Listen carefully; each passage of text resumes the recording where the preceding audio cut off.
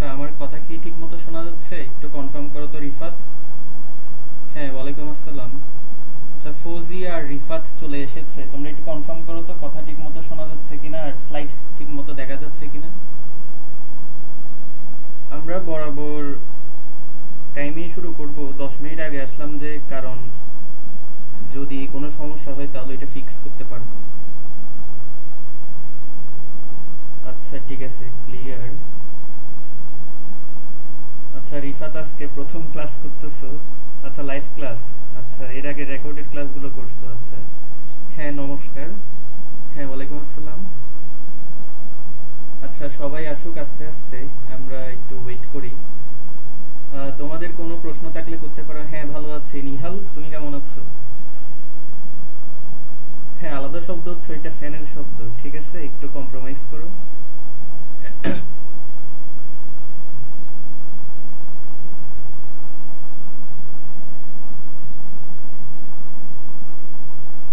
আচ্ছা, তোমরা একটা কাজ করতে পারো, মেনশন করে দাও। ঠিক আছে, তোমাদের এই গ্রুপে যারা ফ্রেন্ড আছে ওদেরকে মেনশন করে দিতে পারো।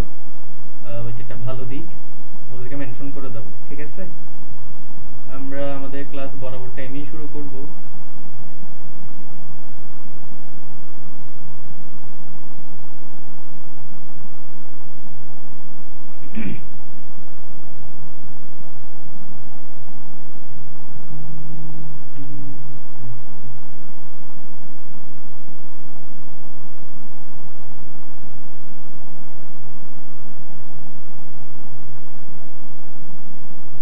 হ্যাঁ ওয়ালাইকুম আসসালাম।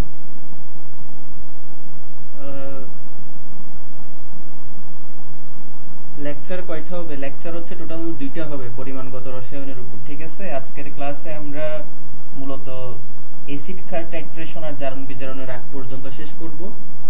আর পরবর্তী লেকচারে আমরা এসিড ক্ষার টাইট্রেশন, তারপর হচ্ছে জারণ বিজারণ, জারক বিজারক, তারপর হচ্ছে যে বিয়ার ল্যাম্বার্টের সূত্র, যদিও এটা তোমাদের সিলেবাসে নাই তাও একটু দেখাই দিব। তো মোটমাট কথা হচ্ছে যে শেষ হয়ে যাবে আর কি। ঠিক আছে। আচ্ছা, চবির জন্য বাংলা ইংরেজি কত হচ্ছে যে যারা চট্টগ্রাম বিশ্ববিদ্যালয়ে পরীক্ষা দিবা, তো বাংলা ইংরেজি বলি। বাংলার জন্য বেসিক্যালি যেটা করবা তোমরা সেটা হচ্ছে যে প্রশ্ন ব্যাংক প্রথমত নিবা। ঠিক আছে, পানকড়ি প্রশ্ন ব্যাংক ফলো করতে পারো, এটা অনেক ভালো। তো পানকড়ি প্রশ্ন ব্যাংক নিয়ে বিগত বছরের চট্টগ্রাম বিশ্ববিদ্যালয়ে আসা সকল বাংলা প্রশ্ন আর ইংরেজি প্রশ্ন আগে দেখে নিবা। ঠিক আছে, তো দেখে নেওয়ার পর 2টা কাজ করবা। প্রথমত বাংলার ক্ষেত্রে 2টা কাজ করবা। একটা কাজ হচ্ছে যে বাংলা তোমাদের যে মেইন বই আছে ইন্টারের, তো 2টা তো পার্ট আছে তাই না? একটা তোমার সহপাঠও আছে। ঠিক আছে, তারপর তোমার নাটক উপন্যাস আছে, তো এগুলো তো মাস্ট লাগবে। তো তোমার ইন্টারের বাংলা মেইন বই, তারপর হচ্ছে তোমার যে ক্লাস 9-10 এর যে বাংলা ব্যাকরণ ছিল ওই বইটি একটু লাগবে। কারণ দেখা যায় যে চট্টগ্রাম বিশ্ববিদ্যালয়ের যে বাংলা ব্যাকরণের প্রশ্ন হয় ওইগুলো হচ্ছে ম্যাক্সিমাম প্রশ্ন তোমার 9-10 এর যে বাংলা ব্যাকরণ বই আছে ওইটা থেকে দিয়ে দেয়। তো এখন বাংলা ব্যাকরণ বই 9-10 এর ওইটা একটু আপডেট করছে, একটা নতুন বই চলে আসছে। তোমরা চাইলে ওইটাও নিতে পারো, অথবা যদি পারো তাহলে একদম পুরাতন এডিশনটাও নিতে পারো, তোমার ইচ্ছা আর কি, যাই হোক। তো 2টার মধ্যে যে কোনো একটা নিলে হয় আসলে। তো 9-10 এর বাংলা ব্যাকরণ বইটা ফলো করবা, আর বাংলা হচ্ছে যে মেইন বইটা ফলো করবা আর কি তোমার ইন্টারের। আর প্রশ্ন ব্যাংক সলভ করবা, তাহলে বাংলা হয়ে যাবে। আর ইংলিশ হচ্ছে যে ইংলিশ নিয়ে যদি বলি, তোমার হচ্ছে যে প্রথমত ইংলিশে মাস্টার বইটা ফলো করতে পারো, মাস্টার জাহাঙ্গীর আলম স্যারের বই। ওইটা অনেক ভালো, প্রচুর পরিমাণে তুমি প্র্যাকটিস করতে পারবা, ওইটা তুমি ফলো করতে পারো। যদিও বইটা অনেক বড়, তাও যতটুকু পারো করতে পারো, কনসেপ্ট ক্লিয়ার হবে অ্যাটলিস্ট তোমার। দেন হচ্ছে টফেল মাস্ট পড়তে হবে। তুমি যদি চট্টগ্রাম বিশ্ববিদ্যালয়ে পরীক্ষা দাও টফেল মাস্ট পড়ে যাবা। টফেল থেকেই ম্যাক্সিমাম প্রশ্ন দিয়ে দেয়, যদিও এটা সবসময় হয় না, মাঝে মধ্যে দেখা যায় যে কি টফেল থেকেই হুবহু দিয়ে দেয়, মাঝে মধ্যে দেয় না, বাট তুমি পড়ে যাবা টফেল। ঠিক আছে, টফেল এখন 2টা আছে, একটা হচ্ছে ব্যারনস টফেল আর একটা হচ্ছে ক্লিপস টফেল। তুমি হলুদ কালারের যে ক্লিপস টফেলটা আছে ওইটা পড়ে যাবা। ঠিক আছে, হলুদ কালারের ক্লিপস টফেল ওইটা একটু ভালো মতো পড়ে যাবো, এখান থেকে কিছু কমন পাইতে পারো। আর তারপর যেটা করতে পারো তো এই 2টাই করবা, আর হচ্ছে যে আর কিছু করা লাগবে না। আর সিইউর প্রশ্ন ব্যাংক তো মাস্ট পড়ে যাবা। এটা তো একদম মানে কি প্রত্যেকটা ভার্সিটির ক্ষেত্রে সেম। ডিইউ হলে ডিইউর প্রশ্ন ব্যাংক পড়তে হবে, সিইউ হলে সিইউর মানে সিইউ এর প্রশ্ন ব্যাংক পড়া লাগবে, জেইউ হলে জেইউ এর প্রশ্ন ব্যাংক পড়া লাগবে। ইন্ডিভিজুয়াল ভার্সিটির জন্য ইন্ডিভিজুয়াল প্রশ্ন ব্যাংক তো মাস্ট পড়া লাগবে, তাই না? তো ওভারঅল এটাই হচ্ছে কথা। আর বাংলা ইংলিশ নিয়ে তোমার প্যানিক করার কিছু নাই। তুমি বাংলা ইংলিশ ফোকাস করবা না, বাংলা ইংলিশে জাস্ট হচ্ছে যে তুমি মোটামুটি মার্কস তোলার চেষ্টা করবা। তোমার মেইন টার্গেট থাকবে যে কোথায়? ফিজিক্স, কেমিস্ট্রি, ম্যাথ, বায়োলজিতে। যদিও 4টা দাগাতে হয় না, তুমি ফিজিক্স কেমিস্ট্রি দাগানোর পর ম্যাথ বায়োলজি থেকে যে কোনো একটা দাগাতে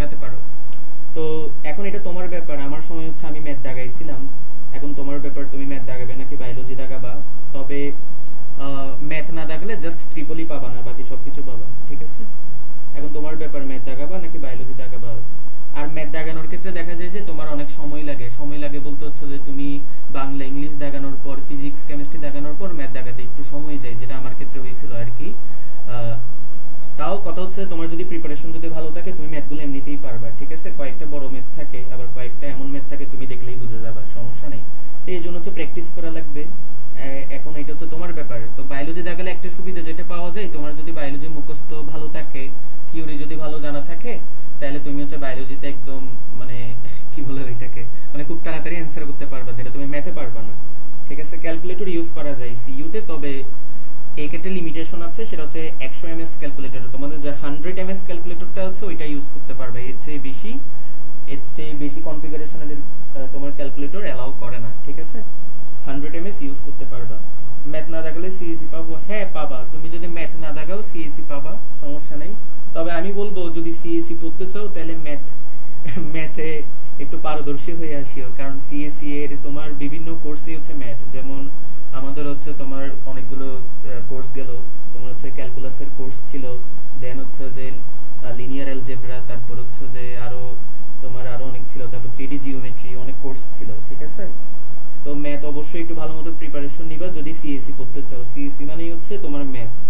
সাউন্ড হচ্ছে বলতে এটা হচ্ছে ফ্যানের সাউন্ড হচ্ছে আর কি। আর আচ্ছা সবাই একটু ক্লিয়ার করো তো, ফ্যানের সাউন্ড ছাড়া আমার সাউন্ড কি মোটামুটি মানে ঠিক মতো কি শোনা যাচ্ছে?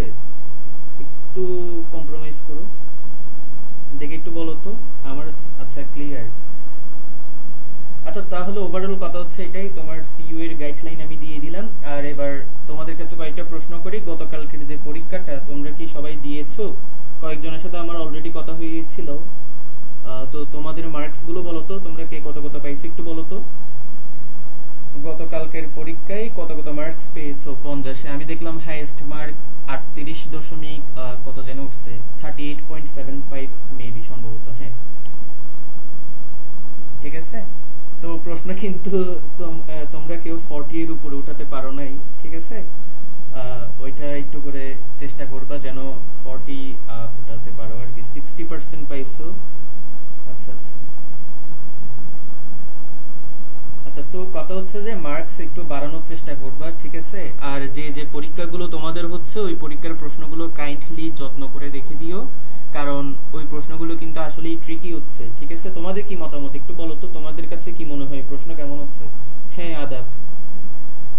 আচ্ছা যারা রেগুলার ক্লাস করে তাদেরকে পাচ্ছি, যেমন এখানে অনেকেই আছে, আর নতুন অনেকে আছে। আচ্ছা 23.75 নুসরাত। আচ্ছা তোমাদের কাছে প্রশ্নগুলো কেমন মনে হচ্ছে একটু বলবা, ঠিক আছে, কারণ তোমাদের মতামতের উপর ভিত্তি করে ওই প্রশ্নটা মডারেট করা হয়।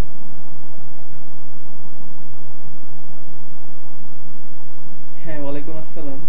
আচ্ছা নিশাত আঞ্জুম, সজীব, অনি আক্তার, আচ্ছা ঠিক আছে। কঠিন, আচ্ছা সাইমা বলতেছে কঠিন। আচ্ছা আসলে কঠিন না, তোমার যদি প্র্যাকটিস করো আর যদি কনসেপ্ট যদি ক্লিয়ার রাখো তাহলে হচ্ছে তুমি পেরে যাবা, ঠিক আছে। আর তোমরা দেখলাম যে তোমাদের সবার উদ্দেশ্যে একটা কথা বলি, তোমরা দেখলাম যে কিউএনএ তে অনেকে এমন কিছু প্রশ্ন দিচ্ছ যেগুলো হচ্ছে আমি ক্লাসেই করাই দিছি। যেমন তড়িৎ রসায়নের ক্লাসে মনে হচ্ছে একটা ম্যাথ করাইছিলাম যে তোমাদের ওই কপার সালফেটের অঙ্ক যেটা জিএসটি তে আসছিল, দেখলাম যে ওইটাও তোমরা কিউএনএ তে দিয়ে দিছো। তো এটা কি তোমরা কি ক্লাস করো না? তো এগুলো তো ক্লাস তো করা লাগবে। আবার অনেকে দেখলাম যে বিক্রিয়ার যে ক্রম বের করা, ওই যে যোগফলটাই হচ্ছে বিক্রিয়ার ক্রম, সেটাও দিয়ে দিচ্ছে। আবার অনেককে তো দেখলাম যে ডিরেক্ট হুবহু আমি লেকচার থেকে তুলে দিচ্ছি, ওইটাও দেখে যে ওইখানের মধ্যে গিয়ে মানে কি বলতেছে এটা কি, মানে এটা কিভাবে হবে। তো তোমরা কি ক্লাস কি করো না? আমি তো তোমাদেরকে বারবার বলছি ক্লাস করবা, ক্লাস করার পর হচ্ছে যে মেইন বইয়ে রিডিং পড়বা, মেইন বইয়ের এমসিকিউ পড়া লাগবে, ঠিক আছে। তো তোমাদেরকে পর্যাপ্ত পরিমাণে সাপোর্ট কিন্তু দেয়া হচ্ছে। ইভেন তোমাদেরকে সল্ট ব্রিজের একটা যে কনফিউশন ছিল ওইটাও আমি ক্লিয়ার করে দিছি গ্রুপে, যারা এখনো দেখো নাই ওইটা দেখতে পারো, ওইখানেই আছে সল্ট ব্রিজ নিয়ে কোন সময় মানে তুমি সল্ট ব্রিজে কোন কোন সল্ট ব্যবহার করবা ওইটা নিয়ে হচ্ছে যে আমি ডিটেলসে ব্যাখ্যা দিছি, তোমরা চাইলে ওইটা দেখতে পারো। তো কথা হচ্ছে যে এটাই বেসিক্যালি তোমরা যখন যে প্রশ্ন করতেছো আমি হচ্ছে তোমাদেরকে ওইভাবে করে হেল্প করতেছি, বাট তোমাদের হচ্ছে পড়া লাগবে, ঠিক আছে। শুধু আমি পড়াই দিলেই হইল না, গুণগত রসায়নটা আর একবার ক্লাস আচ্ছা গুণগত রসায়ন কি হয়েছে যে গুণগত রসায়ন তো তোমাদের পরপর দুইবার ক্লাস হলো, একবার তোমাদের নিলয় ভাই নিল দুইটা, তারপর তপু ভাই নিল দুইটা, মোট 4টা নিছিল ক্লাস। ওইগুলো কি মানে তোমাদের কোন জায়গায় সমস্যা গুণগত রসায়নের একটু বলো তো সবাই। তোমরা অনেকে আমাকে বলছো গুণগত রসায়নের ব্যাপারে, গুণগত রসায়নে কি হয়েছিল দেখি একটু বলো তো, তোমাদের কোন পার্টে সমস্যা?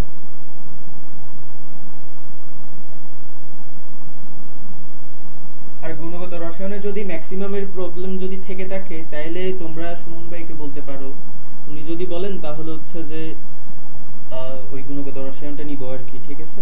দ্রাব্যতা পার্ট, আচ্ছা দ্রাব্যতা থেকে তো মনে হয় আমি প্রশ্ন দিছিলাম।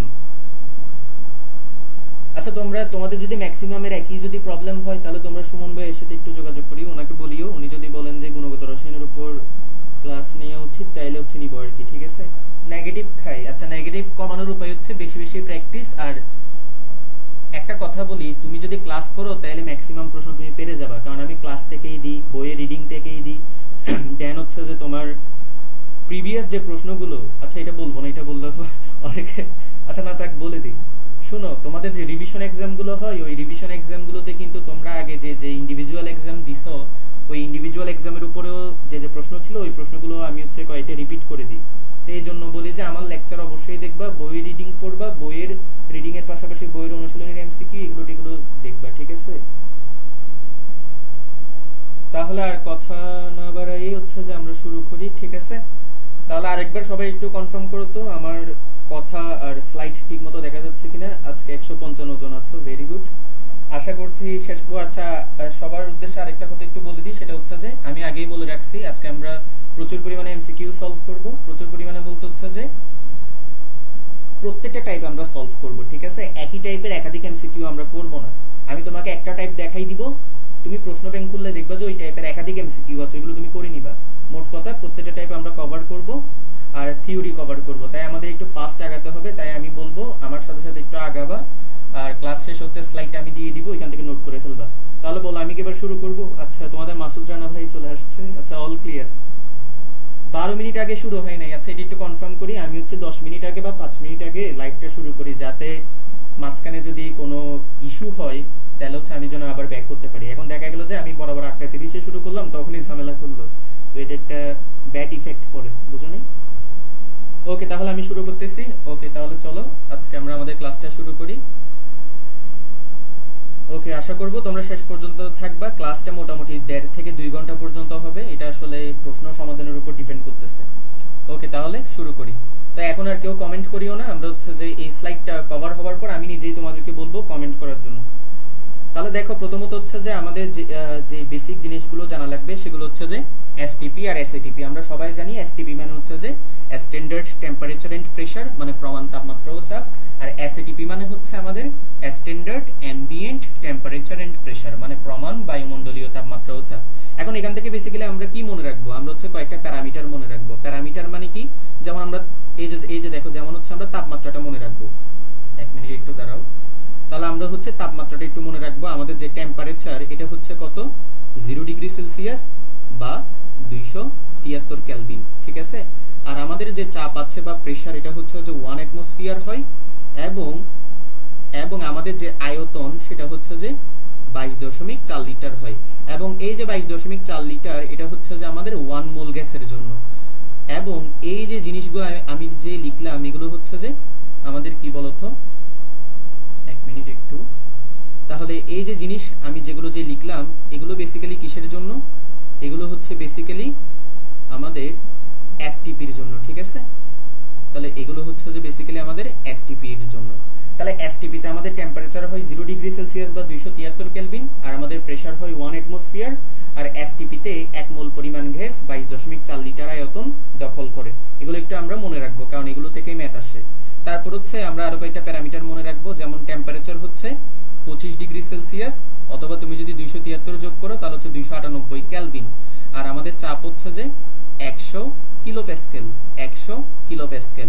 আর আয়তন হচ্ছে যে 24.789 লিটার। আমি জানি তোমরা এগুলো সব জানো, তাও আমি একটু করে দেখাই দিচ্ছি, কারণ একটু পরে এগুলো থেকে ম্যাথ করাবো। তো এই যে প্যারামিটারগুলো, এই প্যারামিটারগুলো হচ্ছে যে আমাদের এসএ টিপি এর জন্য, ঠিক আছে। তাহলে 25 ডিগ্রি সেলসিয়াস বা 298 কেলভিন 100 কিলোপ্যাসকেল চাপ 24.789 লিটার 1 মোল গ্যাসের জন্য এগুলো হচ্ছে এসএটিপি তে হয়। এবং একটু বলে রাখি, এই যে আমাদের 25 ডিগ্রি সেলসিয়াস বা 298 কেলভিন, এটাকে কি বলে? এটাকে বলে রুম টেম্পারেচার। তাহলে এটাকে কি বলে বলতো? এটাকে বলে রুম টেম্পারেচার, ঠিক আছে। তাহলে তোমাকে অনেক সময় পরীক্ষাতে 25 ডিগ্রি সেলসিয়াস বা 298 কেলভিন বলে না দিয়ে কি বলবে? বলবে যে কি কক্ষ তাপমাত্রা, রুম টেম্পারেচার বা কক্ষ তাপমাত্রা বলবে। তো সেক্ষেত্রে তোমার থেকে বুঝে নিতে হবে যে কি এটা হচ্ছে 25 ডিগ্রি সেলসিয়াস বা 298 কেলভিন। আরেকটা যেটা ইম্পর্টেন্ট কথা সেটা হচ্ছে যে, একটু করে বলে রাখি, দেখো আরেকটা যেটা ইম্পর্টেন্ট কথা সেটা হচ্ছে পরীক্ষাতে অনেক সময় তোমাদের এনটিপি দিয়ে দেয়, ঠিক আছে, এনটিপি। তো মনে রাখবা তোমাদের স্ট্যান্ডার্ডে এনটিপি কে এসটিপি ধরে করছে, তোমাদের স্ট্যান্ডার্ডে, ঠিক আছে। অর্থাৎ তুমি দেখবে যে পরীক্ষাতে অনেক সময় এসটিপি এসএটিপি এগুলো না বলে তোমাকে এনটিপি দিয়ে দিবে, এরকম ম্যাথ আমি একটা রাখছি তোমাকে দেখাবো। তো এই যে এনটিপি, এই এনটিপি বললে এটা নিয়ে ঘাবড়ানোর দরকার নাই, তোমাদের এইচএসসি আর অ্যাডমিশন স্ট্যান্ডার্ডে এনটিপি কে এসটিপি হিসেবে ধরছে। তার মানে যখনই তোমাকে এনটিপি বলবে তুমি সেটাকে সিম্পলি কি ধরে নিবা? এসটিপি ধরে নিবা। বাট তোমার জানার জন্য আমি একটু করে বলে দিই, এই যে তোমার এনটিপি মানে নরমাল টেম্পারেচার এন্ড প্রেসার, এখানে তোমার তাপমাত্রাটা হচ্ছে 20 ডিগ্রি সেলসিয়াস বা 293 কেলভিন, তুমি যদি 273 যোগ করো, বুঝাতে পারছি? তাহলে এনটিপি মানে হচ্ছে নরমাল টেম্পারেচার এন্ড প্রেসার, মানে স্বাভাবিক তাপমাত্রা ও চাপ। এনটিপিতে আসলে টেম্পারেচার হচ্ছে 20 ডিগ্রি সেলসিয়াস বা 293 কেলভিন, কিন্তু আমাদের এইচএসসি আর অ্যাডমিশনে কি করছে? এটাকে হচ্ছে যে এসটিপি হিসেবে কাউন্ট করছে, বুঝাতে পারছি? তাহলে এটা একটু করে মনে রাখবা। তারপর আমরা যেটা মনে রাখবো সেটা হচ্ছে যে কি পারমাণবিক ভর। আচ্ছা, পারমাণবিক ভর মনে রাখার আগে আমি কয়েকটা কথা বলি, আরো কয়েকটা কথা বলি, একটু করে মনে রাখবা। এই যে তোমার চাপ, একটু করে এখানে মনে রাখবা, আমি এখানে লিখতেছি 1 অ্যাটমসফিয়ার। এই 1 অ্যাটমসফিয়ার সমান মনে রাখবা 76 সেন্টিমিটার পারদ-চাপ, এগুলো একটু মনে রাখিও। অথবা 1 অ্যাটমসফিয়ার মানে হচ্ছে যে তোমার 760 মিলিমিটার পারদ-চাপ মানে মার্কারি চাপ। অথবা 1 অ্যাটমসফিয়ার মানে হচ্ছে যে 101,325 প্যাসকেল, ঠিক আছে। এটাকে চাইলে তুমি কিলো প্যাসকেলও নিতে পারো, যেমন কি 101.325 কিলো প্যাসকেল, বুঝাতে পারছি? এগুলো একটু করে মনে রাখিও। এটা কি ফার্স্ট স্লাইড? হ্যাঁ, এটাই হচ্ছে ফার্স্ট স্লাইড, ঠিক আছে। আচ্ছা, এগুলো একটু করে মনে রাখবা, আমি এখানের মধ্যে একটু সুন্দর করে সাজাই দিচ্ছি।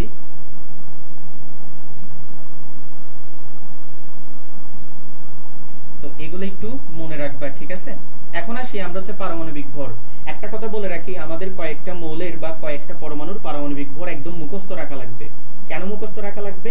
কারণ দেখো তুমি যদি পারমাণবিক ভর মুখস্থ যদি না রাখো তাহলে কিন্তু তুমি এখানে যে ম্যাথগুলো আছে সেই ম্যাথগুলো হচ্ছে করতে পারবে না, ঠিক আছে। সাউন্ড সমস্যা হচ্ছে। আচ্ছা, সাউন্ড কি বেশি সমস্যা হচ্ছে? অন্যরা একটু বলো তো, সাউন্ড কি বেশি সমস্যা হচ্ছে? আচ্ছা, নয়েজ হচ্ছে, 1 মিনিট একটু।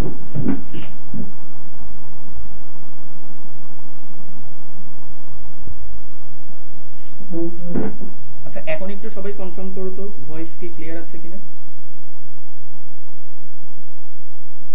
আচ্ছা, এখন হচ্ছে আমি ফ্যানটা একটু স্লো করছি, এখন একটু বলো তো ক্লিয়ার আছে কিনা। ঠিক আছে, ওকে, ঠিক আছে।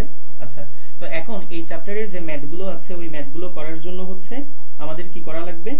কয়েকটা পরমাণুর পারমাণবিক ভর হচ্ছে মনে রাখা লাগবে, ঠিক আছে। তো চলো কোন কোন পরমাণুর পারমাণবিক ভর মনে রাখবা বলে দিচ্ছি, এগুলো হচ্ছে মুখস্থ রাখবা, ঠিক আছে। তো দেখো তাহলে কোনগুলো মনে রাখবা।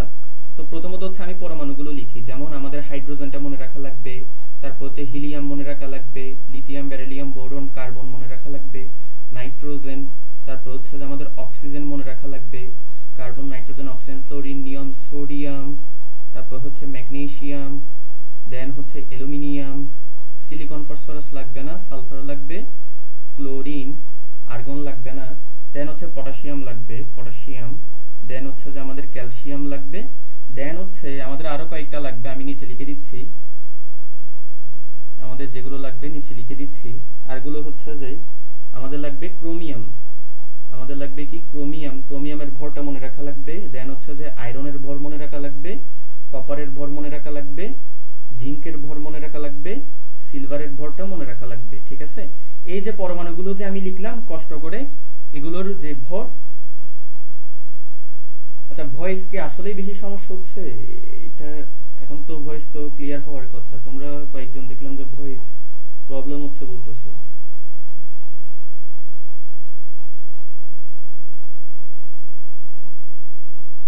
ভয়েস তো ক্লিয়ার আছে, তাহলে ওই যে কয়েকজন মনে হয়, আচ্ছা কয়েকজন এখন তোমরা এগুলো ইচ্ছা করে বলতেছো নাকি আসলে এই সমস্যা? এখানে অনেক পোলাপাইন আবার এমনিতেও মানে ইয়া করার জন্য আসে, কে জানে এখন কি জন্য বলতেছো। আচ্ছা যাই হোক, ভয়েস, হ্যাঁ ভয়েস ক্লিয়ার হওয়ার কথা। আচ্ছা যাই হোক, আমরা ওইদিকে ফোকাস না করি। তাহলে দেখো হাইড্রোজেন, তো হাইড্রোজেনের যে পারমাণবিক ভর এটা একটু মনে রাখবা, আমি অন্য কালি দিয়ে দেখাচ্ছি। হাইড্রোজেনের যে পারমাণবিক ভর এটা হচ্ছে যে 1.01, কিন্তু হিসাবের সুবিধার্থে আমরা এটাকে 1 ধরবো, মনে থাকবে। তাহলে হাইড্রোজেনের যে অ্যাকচুয়াল যে পারমাণবিক ভর সেটা হচ্ছে 1.01, কিন্তু আমরা সেটাকে আমাদের হিসাবের সুবিধার্থে কি ধরবো? 1 ধরবো। হিলিয়ামের হচ্ছে 4, কার্বন হচ্ছে 12, নাইট্রোজেন হচ্ছে 14, অক্সিজেন হচ্ছে 16, সোডিয়াম হচ্ছে 23, এগুলো হচ্ছে মুখস্থ রাখবা। ম্যাগনেসিয়াম হচ্ছে তোমার 24, অ্যালুমিনিয়াম হচ্ছে 27, সালফার, সালফার তো আমরা সবাই জানি 32, ক্লোরিন হচ্ছে যে মনে রাখবা, ক্লোরিনটা মোস্ট ইম্পর্টেন্ট, এটা হচ্ছে 35.5, পটাশিয়াম হচ্ছে 39, ক্যালসিয়াম হচ্ছে 40, ঠিক আছে।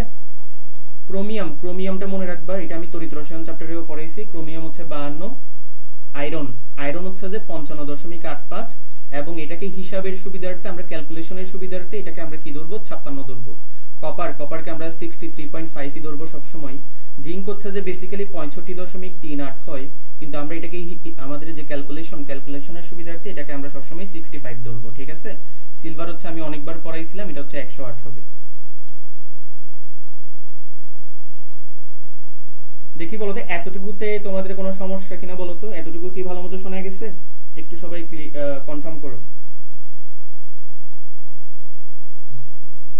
এতক্ষণ ধরে যা যা পড়ালাম, আমরা মৌলে যাব, মৌলে যাওয়ার আগে এটা একটু করে সবাই কনফার্ম করো তো বুঝছো কিনা। মৌল নিয়ে আলোচনা করার আগে এতক্ষণ যা যা বলেছি বুঝছো কিনা একটু বলো। ক্লিয়ার, ক্লিয়ার, ওকে। তাহলে কষ্ট করে এই যে পারমাণবিক ভর এগুলো একটু করে মনে রাখবে, ঠিক আছে। এগুলো বারবার প্র্যাকটিস করলে এমনিতেই মনে হয়ে যাবে। ওকে ওকে, এখন আসি মৌল নিয়ে। আচ্ছা, মৌল নিয়ে বলার আগে তোমাদের কাছে একটা প্রশ্ন, দেখি তো তোমরা অ্যান্সার দাও তো। একটা পানি অণুর ভর কত? একটি পানি অণুর ভর কত বলো তো সবাই। তোমাদের কাছে একটা প্রশ্ন হচ্ছে, একটি পানি অণুর ভর কত? পারবা? এই 2 কে বলে, 2 কেমনে হবে? একটি পানি অণুর ভর কত? ভেরি গুড, সবাই ভুল অ্যান্সার দিচ্ছে। 18। এই একটি পানি অণুর ভর 18 নাকি? সবাই বলতেছে 18। হাই হাই, তার মানে তোমাদের এই কনসেপ্টে ঝামেলা আছে। একজনকে আরেকজন বলতেছে অ্যাভোগাড্রো সংখ্যা। এই তো ভেরি গুড, সজীব একদম পারফেক্ট অ্যান্সার দিছে। ও হচ্ছে যে একদম পারফেক্ট অ্যান্সার দিছে, 18 বাই অ্যাভোগাড্রো সংখ্যা। এই যে দেখো, তোমাদের অনেকের হচ্ছে যে এখানে একটা ভুল ধারণা আছে, তোমরা মনে করো যে কি একটি পানি অণুর ভর হচ্ছে যে 18 গ্রাম। ব্যাপারটা এরকম না। দেখো আমি তোমাদেরকে এটা বুঝাই দিচ্ছি, তার আগে দেখো মোল কাকে বলে একটু ভালো মতো লক্ষ্য করো তো। মোল কি? কোনো পদার্থের যে পরিমাণের মধ্যে অ্যাভোগাড্রো সংখ্যক অণু পরমাণু বা আয়ন থাকে, পদার্থের সেই পরিমাণকে বলে মোল, ঠিক আছে। এখন এখানে যে অ্যাভোগাড্রো সংখ্যা আছে, এটা তো আমরা তো সবাই জানি। এই যে দেখো অ্যাভোগাড্রো সংখ্যক, এটাকে প্রকাশ করা হয় নাম্বার অফ অ্যাভোগাড্রো অর্থাৎ এন এ দ্বারা। এটার মান কত? 6.022 ইনটু 10 টু দি পাওয়ার 23, ঠিক আছে। তার মানে কোন একটা পদার্থের যে পরিমাণের মধ্যে অ্যাভোগাড্রো সংখ্যক অণু পরমাণু বা আয়ন থাকে তাকে আমরা বলি মোল। অথবা এটার আরো একটা ডেফিনিশন আছে, সেটা হচ্ছে কি পদার্থের যে পারমাণবিক ভর অথবা আণবিক ভর, এটাকে যদি আমরা গ্রাম এককে প্রকাশ করি, এই যে দেখো এটাকে যদি আমরা কিসে প্রকাশ করি? গ্রাম এককে প্রকাশ করি, তাহলে যে পরিমাণটা পাওয়া যাবে, এই যে দেখো গ্রাম এককে যদি প্রকাশ করি তাহলে যে পরিমাণটা পাওয়া যাবে তাকে ওই পদার্থের কি বলে? 1 মোল বলে। তোমরা অনেকেই ভুল অ্যান্সার দিছো, আবার অনেকে সঠিক অ্যান্সার দিছো 18/Na। এটা 18/Na হবে এটা, ঠিক আছে। এই কনফিউশনটা প্লিজ রাখিও না। আচ্ছা দেখো, তাহলে কোন একটা পদার্থের পারমাণবিক ভর অথবা আণবিক ভরকে যদি তুমি গ্রাম এককে প্রকাশ করো, যে পরিমাণটা পাবা সেটাই হচ্ছে যে কি তোমার 1 মোল। তাহলে চলো এটা নিয়ে একটু করে ডিটেইলস আলোচনা করি আগে, তারপর আমরা বাকিগুলোতে যাব। প্রথমত আমি যদি তোমাকে বলি, খেয়াল করো কার্বন। আচ্ছা, কার্বনের যে পারমাণবিক ভর সেটা কত? কার্বনের পারমাণবিক ভর হচ্ছে যে আমরা সবাই জানি 12। এখন তুমি যদি পারমাণবিক ভরকে গ্রাম এককে প্রকাশ করো, তো আমরা জানি পারমাণবিক ভরকে গ্রাম এককে প্রকাশ করে যে পরিমাণটা পাওয়া যায় সেটা হয় 1 মোল, তার মানে এটা হয়ে যাবে আমাদের 1 মোল, রাইট? এখন ধরো যে আমি তোমাকে বললাম পানি, তো পানির ক্ষেত্রে কি হবে? আণবিক ভর। তো পানির যে আণবিক ভর এটা হচ্ছে 18, তাহলে আণবিক ভরকে যদি তুমি গ্রাম এককে প্রকাশ করো, যে পরিমাণটা পাবা সেটা কি হবে? 1 মোল, রাইট? একইভাবে তোমাকে যদি বলি অক্সিজেন, অক্সিজেনের পারমাণবিক ভর কত? তুমি বলবা 16, এটাকে তুমি এখন গ্রাম এককে প্রকাশ করছো, তো পারমাণবিক ভরকে যখন আমরা গ্রাম এককে প্রকাশ করি তখন যে পরিমাণটা পাই সেটা হয় 1 মোল। এবার যদি আমি তোমাকে বলি অক্সিজেন অণু, আগেরটা ছিল পরমাণু, এখন এটা হচ্ছে অণু, তো অক্সিজেন পরমাণুর ভর হচ্ছে তোমার 16, কিন্তু অক্সিজেন অণুর ভর কত? 32 লিখলা। এটাকে যখন তুমি গ্রাম এককে প্রকাশ করবা তখন হয়ে যাবে এটা 1 মোল অক্সিজেন অণু, ঠিক আছে? এখন এখান থেকে আমাদের কি মনে রাখা লাগবে? এখান থেকে আমাদের যেটা ধারণা রাখা লাগবে সেটা হচ্ছে যে আমি এখানে লিখে দিচ্ছি, এগুলো একটু মনে রাখবা। তোমার এই যে 12 গ্রাম যে তুমি কার্বন বলতেছো, খেয়াল করো তো তুমি উপরে কি পড়ছো? কোন পদার্থের যে পরিমাণের মধ্যে অ্যাভোগাড্রো সংখ্যক কোন পরমাণু বা আয়ন থাকে তাকে বলে মোল। তার মানে 1 মোল পরিমাণে অ্যাভোগাড্রো সংখ্যক কোন পরমাণু বা আয়ন থাকে। তুমি যে এখানে যে 12 গ্রাম যে লিখছো এটা কি? এটা হচ্ছে তোমার পারমাণবিক ভর। তার মানে তোমার এখানে 6.02 ইনটু 10 টু দি পাওয়ার 23 কি আছে? কার্বন পরমাণু আছে, কার্বন পরমাণু আছে। এখানে তুমি লক্ষ্য করো এই যে তুমি 18 গ্রাম দিচ্ছ, এই 18 গ্রামটা হচ্ছে যে কি? তোমার পানি। এই যে পানি 1 মোল পানি, তো 1 মোল পানি মানে কি? তোমার অ্যাভোগাড্রো সংখ্যক পানি। তার মানে 6.02 ইনটু 10 টু দি পাওয়ার 23 পানি। এবার কি তোমাদের ভুলটা বুঝতে পারছো? তার মানে তুমি যে 18 গ্রাম বলছো, ওই 18 গ্রাম কিন্তু আসলে একটা পানি অণুর ভর না, ওই 18 গ্রাম হচ্ছে যে 6.02 ইনটু 10 টু দি পাওয়ার 23 মানে অ্যাভোগাড্রো সংখ্যক পানি অণুর ভর। তো আমি যদি তোমাকে প্রশ্ন করি একটি পানি অণুর ভর কত, তো 6.02 ইনটু 10 টু দি পাওয়ার 23 পানি অণুর ভর 18 গ্রাম। সুতরাং একটি পানি অণুর ভর ওই নিয়ম করে দিবা, 18 কে অ্যাভোগাড্রো সংখ্যা দিয়ে ভাগ করলে ইজিলি তোমার অ্যান্সার বের হয়ে যাবে। সজীব যেটা সবার আগে অ্যান্সার দিছে আর কি। এখন বাকিগুলোও সেম। তোমার এই যে 18 গ্রাম তুমি 16 গ্রাম তুমি চিন্তা করো, 1 মোল অক্সিজেন, তুমি এখানে 16 গ্রাম, এটা কি পারমাণবিক ভর নাকি আণবিক ভর? পারমাণবিক ভর। তাহলে যেহেতু তুমি পারমাণবিক ভর বলতেছো, তাহলে এখানে কি থাকবে? পরমাণু থাকবে। তাহলে এখানে কি থাকবে? 6.02 ইনটু 10 টু দি পাওয়ার 23 কি পরমাণু? অক্সিজেন পরমাণু। ভাই এটাকে আবার অণু বলিও না, এটা কিন্তু অণু না, এটা হচ্ছে পরমাণু, ঠিক আছে? 32 গ্রাম, 32 গ্রাম হচ্ছে তোমার আণবিক ভর, অক্সিজেন অণু নিচ্ছ, ঠিক আছে? তাহলে এই ক্ষেত্রে কি হবে? তোমার অ্যাভোগাড্রো সংখ্যক অর্থাৎ 6.02 ইনটু 10 টু দি পাওয়ার 23 কি থাকবে? O2 অণু থাকবে, মানে অক্সিজেন অণু থাকবে। ভাই বলো তো এই স্লাইডটা কি তোমাদের ক্লিয়ার হয়েছে কিনা? এটা একটু সবাই বলো তো, এই স্লাইডটা তোমাদের সবার ক্লিয়ার হয়েছে নাকি একটু বলো তো। তোমাকে যদি একটা পানি অণুর ভর বলে তুমি জাস্ট কি করবা? অ্যাভোগাড্রো সংখ্যা দিয়ে ভাগ করে দিবা। ওকে ওকে, তো এই জিনিসটা তোমরা আশা করি কেউ ভুল করবে না। প্রথম দিকে সবাই মানে গণহারে ভুল করছিলা, একটা পানি অণুর ভর 18 গ্রাম বলতেছিলা, তো আশা করি এই ভুলটা আর কখনো করবে না, ঠিক আছে? ওকে ওকে, তাহলে আমরা এই স্লাইডটা স্কিপ করি, আমরা সামনে যাব, আমাদের আরো অনেক কিছু আলোচনার আছে। তো এতটুকু যদি তোমরা যদি বুঝে থাকো তাহলে হচ্ছে যে এখন আমরা আস্তে আস্তে সূত্রতে আগাবো, ঠিক আছে? আমাদের অনেকগুলো সূত্র জানা লাগবে, তো আমি এখানে লিখে দিচ্ছি, একটা মিনিট। হ্যাঁ, তাহলে আমি এখানে লিখে দিচ্ছি সূত্রগুলো, সবাই একটু করে দেখো। সূত্রগুলো অলরেডি তোমরা জানো, তাও আমি একটু মডিফাই করে দিচ্ছি। দেখো সূত্রগুলো কি? n equal to w divided by m, ঠিক আছে? আবার n ইকুয়াল টু তোমার হতে পারে n বাই na। তোমরা সূত্রটা সবাই জানো, কিন্তু এখানেও তোমাদের অনেকের কিছু কিছু কনফিউশন আছে, ঠিক আছে? তো এই জিনিসগুলো আমি ক্লিয়ার করে দিব। তারপর হচ্ছে যে n ইকুয়াল টু হচ্ছে যে s ইনটু v, যেখানে v হচ্ছে লিটার এককে। এছাড়াও n ইকুয়াল টু তোমার হতে পারে pv বাই rt, যেটা তোমরা ফিজিক্সে পড়ছিলা, আদর্শ গ্যাসের সূত্র pv ইকুয়াল টু nRT, ওইখান থেকে n equal to pv by rt। এরপর তুমি বলতে পারো v বাই 22.4, এটা অবশ্যই লিটার এককে, ঠিক আছে? এরপরে তুমি বলতে পারো v লিটার এককে 24.789, এটা তুমি বলতে পারো। এরপর তুমি বলতে পারো n equal to it divided by ef, এটা তুমি বলতে পারো। দেখি বলো তো n ইকুয়াল টু যে আমি it ডিভাইডেড বাই ef যে লিখলাম, এটা আমি কোথা থেকে লিখছি বলো তো? এটা কোন চ্যাপ্টারের সূত্র? n ইকুয়াল টু যে আমি it ডিভাইডেড বাই ef লিখলাম, এটা কোন চ্যাপ্টারের সূত্র বলো তো? আমরা পড়তেছি পরিমাণগত রসায়ন, কিন্তু পরিমাণগত রসায়নে এখানে তড়িৎ প্রবাহ, সময়, তুল্য সংখ্যা এগুলো আসলো কিভাবে? দেখি বলো তো। তড়িৎ রসায়ন, ভেরি গুড। তাহলে দেখো তোমাকে কিন্তু পরিমাণগত রসায়ন পড়তেছো, তার মানে যে তড়িৎ রসায়ন লাগবে না এমন কিন্তু না, তোমাকে একসাথে প্রশ্ন দিতে পারে, এখন এখানে কোনটা কি, তো কোনটা কি এখানে অনেকের একটা ভুল ধারণা থাকে, ওইটা আমি একটু ক্লিয়ার করি। প্রথমত বলি n কি, n হচ্ছে যে আমাদের, একটু করে আমি ফার্স্ট আগাচ্ছি, n হচ্ছে যে আমাদের মূল সংখ্যা।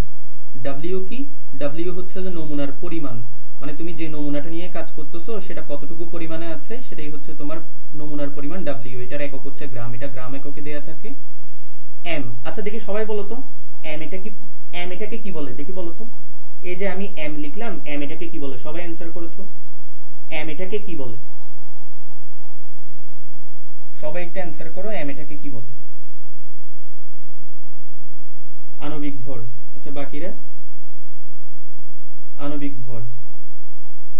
আচ্ছা সবাই বলতেছে আণবিক ভর। আচ্ছা এটা কি শুধু, এই যে আমি জানতাম মানে সবাই আণবিক ভরই বলবা। আচ্ছা এটা কি শুধু আণবিক ভরই হবে, আর কিছু হইতে পারে না?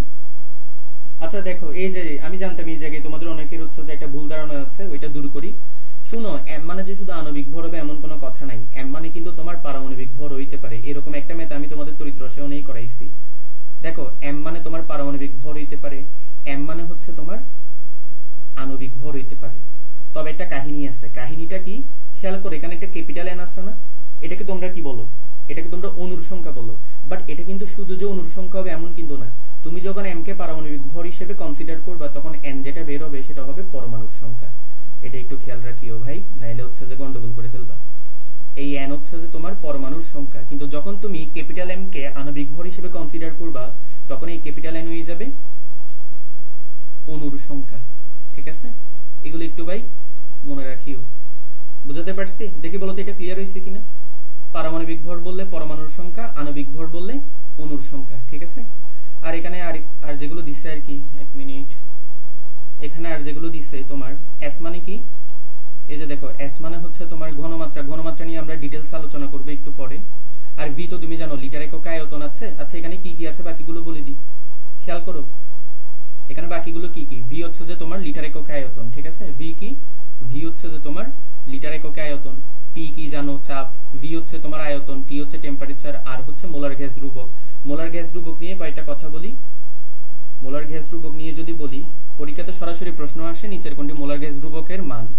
একটু করে মনে রাখবা, এই যে r, এটা দুইটা মান আছে, একটা হচ্ছে যে 8.314 ইনটু, দেখো 8.314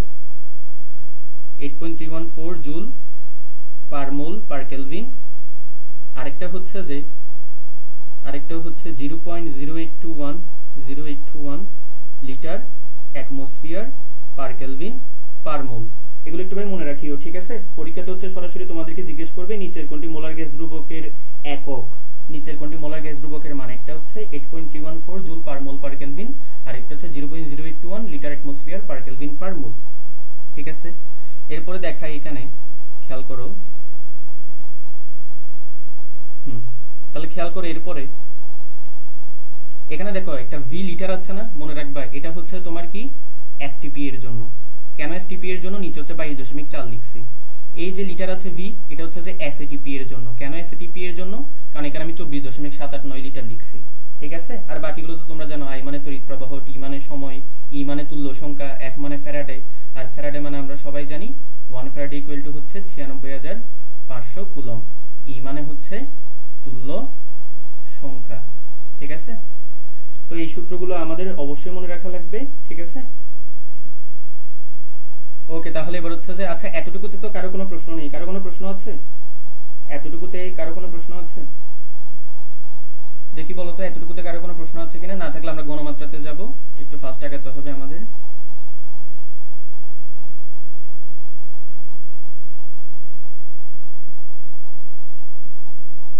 ওকে, কারো কোনো প্রশ্ন নেই, ভেরি গুড। তাহলে চলো আমরা এবার হচ্ছে যে ঘনমাত্রাতে আগাবো। তো ঘনমাত্রা নিয়ে আমরা কয়েকটা কথা বলি আগে। তো প্রথমত দেখো ঘনমাত্রা নিয়ে আমরা কি কি পড়বো। তো মনে রাখবা ঘনমাত্রা, তুমি তো সূত্র তো জানো, ঘনমাত্রাকে S দ্বারা প্রকাশ করা হয়। S ইকুয়াল টু হচ্ছে n/v, মানে প্রতি লিটার আয়তনে দ্রবীভূত দ্রবের মোল সংখ্যা। তাহলে এখান থেকে আমরা বলতে পারি ঘনমাত্রা যে একক, পরীক্ষাতে প্রশ্ন আসে এখান থেকে ঘনমাত্রার একক কোনটি। তো ঘনমাত্রার একক কি হবে, আমাদের হবে মোল পার লিটার, অথবা এটাকে আমরা বলতে পারি মোলার, অথবা এটাকেই আমরা বলতে পারি মোল পার ডেসিমিটার কিউব। এখন অনেকে বলবে যে এখানে ডেসিমিটার কিউব আসলো কোথা থেকে, তো তাদের জন্য একটু করে বলে দিই, মনে রাখবা 1 litre equal to 1 decimetre cube. ঠিক আছে, এবং পরীক্ষাতে দেখা যায় এটাই বেশি আসে, তোমাকে সরাসরি মোল পার লিটার নাও দিতে পারে, তোমাকে হচ্ছে ডেসিমিটার কিউব হিসেবে দিতে পারে। ঠিক আছে, এটা একটু করে মনে রাখবা, তোমাদের কয়েকটা পরীক্ষায় আমি এই প্রশ্নটা দিয়েছিলাম। ঠিক আছে, তাহলে এগুলো একটু করে মনে রাখবা। এরপরে আমাদের আর কয়েকটা জিনিস একটু করে লাগবে, খেয়াল করো। এবার কয়েকটা সূত্র আমরা বের করি এখান থেকে, খেয়াল করো। প্রথমত তুমি এই যে দেখো s ইকুয়াল টু তোমার n বাই v না, তাহলে তুমি এখান থেকে বলতে পারো n ইকুয়াল টু হচ্ছে যে s ইনটু v বলতে পারো। এখন n মানে তুমি কিন্তু জানো। আচ্ছা দেখো এই যে v এটা কি, এটা হচ্ছে তোমার লিটার এককে। n মানে তুমি কি বলতে পারো w বাই m, তাহলে w by m equal to s into v litre এককে, রাইট? তাহলে এখান থেকে তুমি এখন বলতে পারো w equal to sm v litre এককে, রাইট? তাহলে এটা হচ্ছে যে আমাদের একটা ফর্মুলা। ঠিক আছে, আমাদের একটা ফর্মুলা আমরা পেলাম, w ইকুয়াল টু smv, যেখানে v হচ্ছে লিটার এককে। এখন ধরো যে তোমাকে আয়তনটা দিছে মিলিলিটার এককে, তাহলে তোমার তো সূত্রতে যে আয়তনটা বসাতে হবে ওইটা তো হচ্ছে লিটার এককে, তাহলে তুমি কি করবে, ওইটাকে জাস্ট 1000 দিয়ে ভাগ করে দিবা। দ্যাট মিন্স আমরা আরেকটা সূত্র লিখতে পাই, w ইকুয়াল টু smv, যেটা হচ্ছে মিলিলিটার এককে, ওইটাকে হচ্ছে আমরা 1000 দিয়ে ডিভাইড করে দিব। ভাই এখানে কিন্তু কোনো কঠিন জিনিস নাই। ধরো যে তোমাকে আয়তনটা হচ্ছে মিলিলিটার এককে দিল, তাহলে মিলিলিটার এককে যদি দেই তুমি কি করবা, 1000 দিয়ে ভাগ করে দিবা। তাহলে 1000 দিয়ে ভাগ করে দিলেই তুমি হচ্ছে কোথায় চলে যাবে, লিটারে চলে যাবে। জাস্ট একটা জিনিস মনে রাখবা, সেই জিনিসটা হচ্ছে যে এখানে যেটা আছে w ইকুয়াল টু smv, এই vটা হচ্ছে লিটার এককে, আর w ইকুয়াল টু যখন smv ডিভাইড বাই 1000 হবে, ওই vটা হচ্ছে তোমার মিলিলিটার এককে হবে। এটা একটু করে মনে রাখবা। তাহলে এবার দেখো এখান থেকে আরেকটু সুন্দর করে আমি যদি লিখি, খেয়াল করো, এটাকে আমি এভাবে লিখতে পারি না, s equal to 1000 w divided by mv, যেখানে v হচ্ছে মিলিলিটার এককে, রাইট? তো আশা করি আমরা সূত্রগুলো সবাই জানি, তাও আমি একটু করে দেখাই দিলাম এখানে সবগুলো সাজাইয়ে। ঠিক আছে, তাহলে s ইকুয়াল টু হচ্ছে 1000 w ডিভাইডেড বাই mv, যেখানে v হচ্ছে মিলিলিটার এককে। তো শুধু এগুলো জানলেই হবে না, আমাদের আরো অনেক কিছু জানা লাগবে। কি কি জানা লাগবে বলতেছি। তো অনেক সময় আমাদের বলবে যে পার্সেন্টেজ দ্রবণের ক্ষেত্রে ঘনমাত্রা বের করো। তো ধরো যে তোমাকে x% দিল, মনে রাখবা একটা ফর্মুলা, এটা x% দ্রবণের ঘনমাত্রা বের করার ফর্মুলা, x% দ্রবণের ঘনমাত্রা বের করার ফর্মুলাটা হচ্ছে যে তোমাকে যত পার্সেন্ট বলছে সেটার সাথে 10 গুণ করবা ডিভাইডেড বাই আণবিক ভর। আশা করি এটা তোমরা সবাই জানো। অর্থাৎ পার্সেন্টেজ দ্রবণের ঘনমাত্রা বের করতে বললে কি করি আমরা, যত পার্সেন্ট বলছে ওইটাকে 10 দিয়ে গুণ করি, তারপর হচ্ছে যে যার ঘনমাত্রা বের করতে বলছে তার আণবিক ভর দিয়ে কি করে দিই, ভাগ করে দিই। ঠিক আছে, ওকে। তাহলে এটা একটু করে আমরা কি রাখবো, মনে রাখবো। ঠিক আছে, আরেকটা কথা আমরা একটু করে বলি, সেটা হচ্ছে যে ppm নিয়ে একটু করে কথাবার্তা বলি।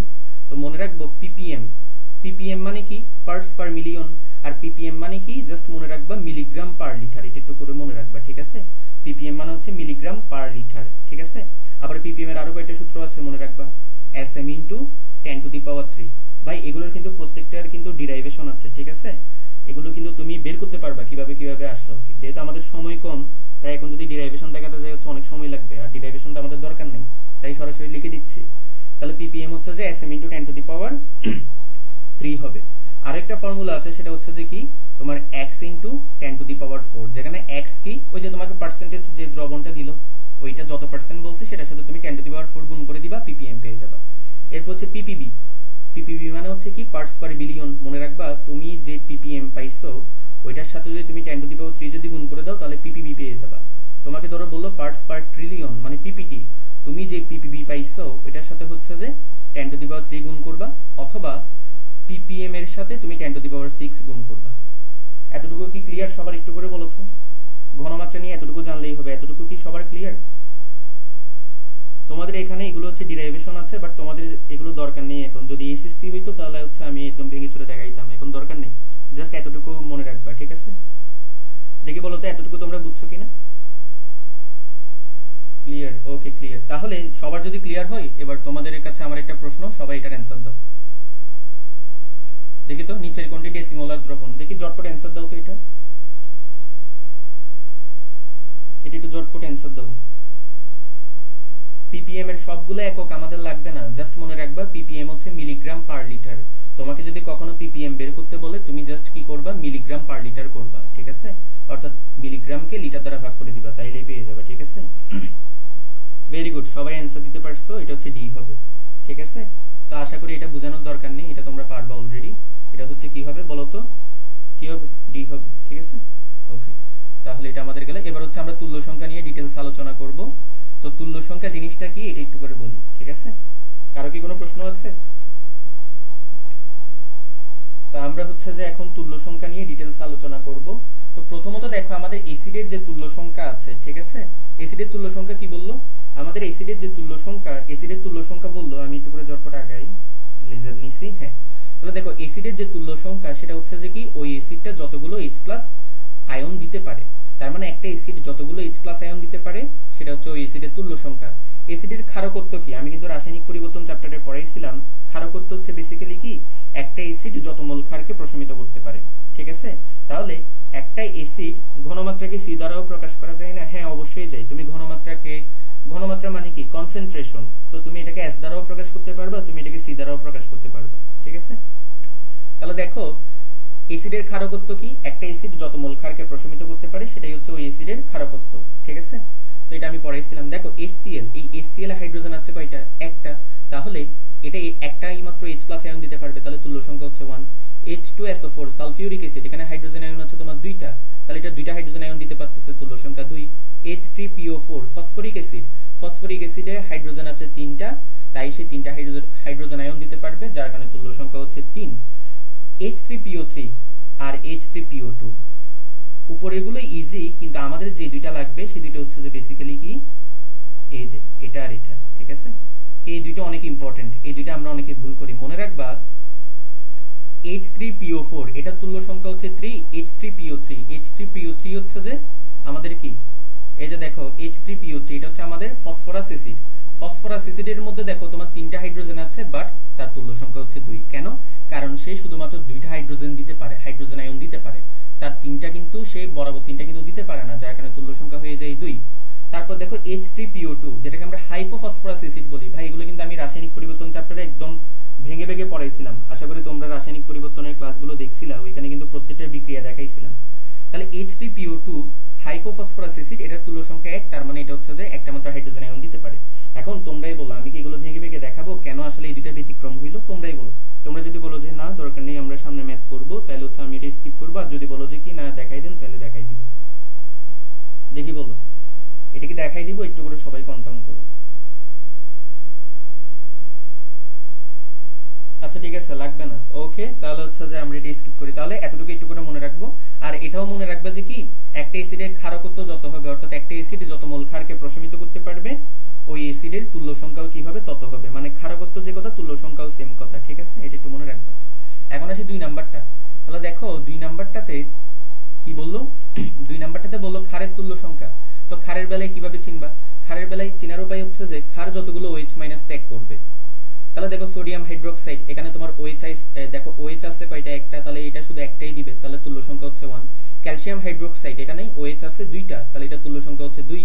অ্যালুমিনিয়াম হাইড্রোক্সাইড, এখানে OH- আছে 3টা, তার মানে সে 3টা OH- আয়ন দিতে পারবে। দ্যাট মিন্স এখানে আমাদের যে তুল্য সংখ্যা সেটা হচ্ছে কত? 3 হবে, ঠিক আছে? বুঝতে পারছি? এখন ঝামেলা হচ্ছে এটা নিয়ে, 4 নাম্বারটা নিয়ে। অ্যালুমিনিয়াম অক্সাইডের তুল্য সংখ্যা হচ্ছে 6। এটা কিভাবে? এটাকে দেখাবো নাকি এটাও মুখস্থ করবা বলো? আচ্ছা দেখান ভাইয়া। আচ্ছা ঠিক আছে, তোমরা অনেকে দেখাতে বলতেছো, তাই আমি উপরে একটু করে দেখাই দিচ্ছি। একটু করে দেখো, একটু করে দেখে যাও, এটা ভবিষ্যতে কাজে লাগবে। দেখো প্রথমত H3PO3, এখানে ঝামেলা কি হচ্ছে বলি। দেখো H3PO4 এর কথা যদি বলি, এখানে কি হয় জানো? ফসফরাস হচ্ছে তোমার কেন্দ্রীয় পরমাণু, তাহলে ফসফরাস হচ্ছে কেন্দ্রে থাকে। ফসফরাসের যোজনী কত? 5, মানে ফসফরাস হচ্ছে একটা পঞ্চযোজী মৌল, তাহলে এটার 5টা হাত আছে। ফসফরাস যেটা করে 2টা হাত দিয়ে এসে একটা অক্সিজেনের সাথে যুক্ত হয়ে যায়, তো অক্সিজেনের 2টা হাত, তাই অক্সিজেনও 2টা হাত পূর্ণ হলো, ফসফরাসের 2টা হাত পূর্ণ হলো। ফসফরাসের আর হাত আছে কয়টা? 3টা হাত, ঠিক আছে?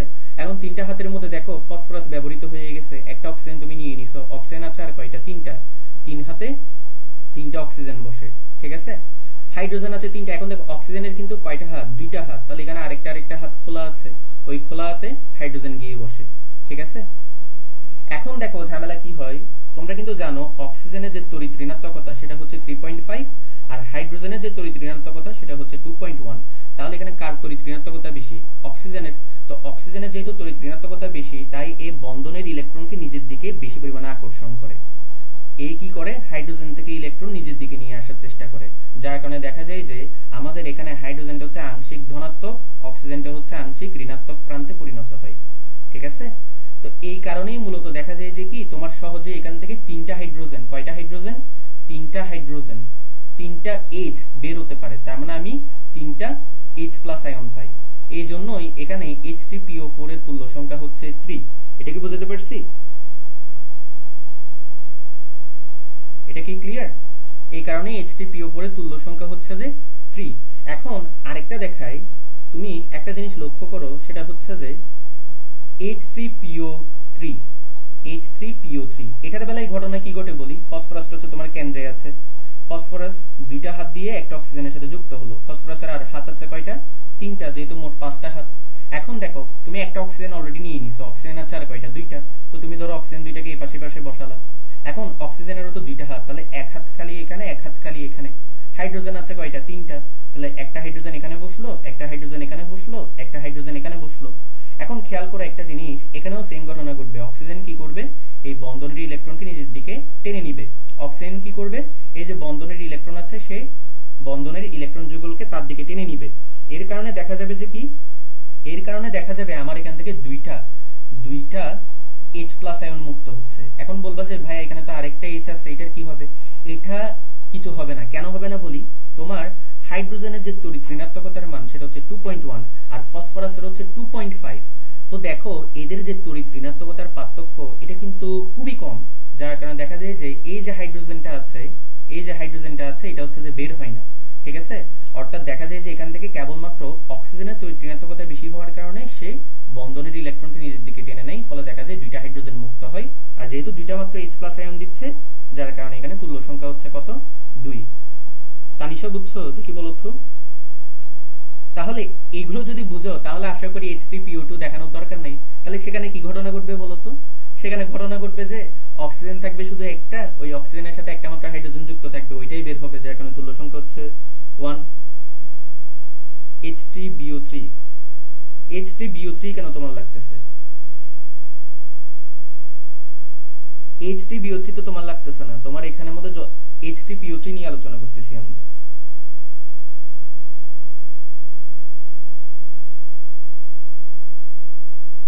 ঠিক আছে, তাহলে দেখো আশা করি এইগুলো ক্লিয়ার হয়েছে। আমরা পরে যাই।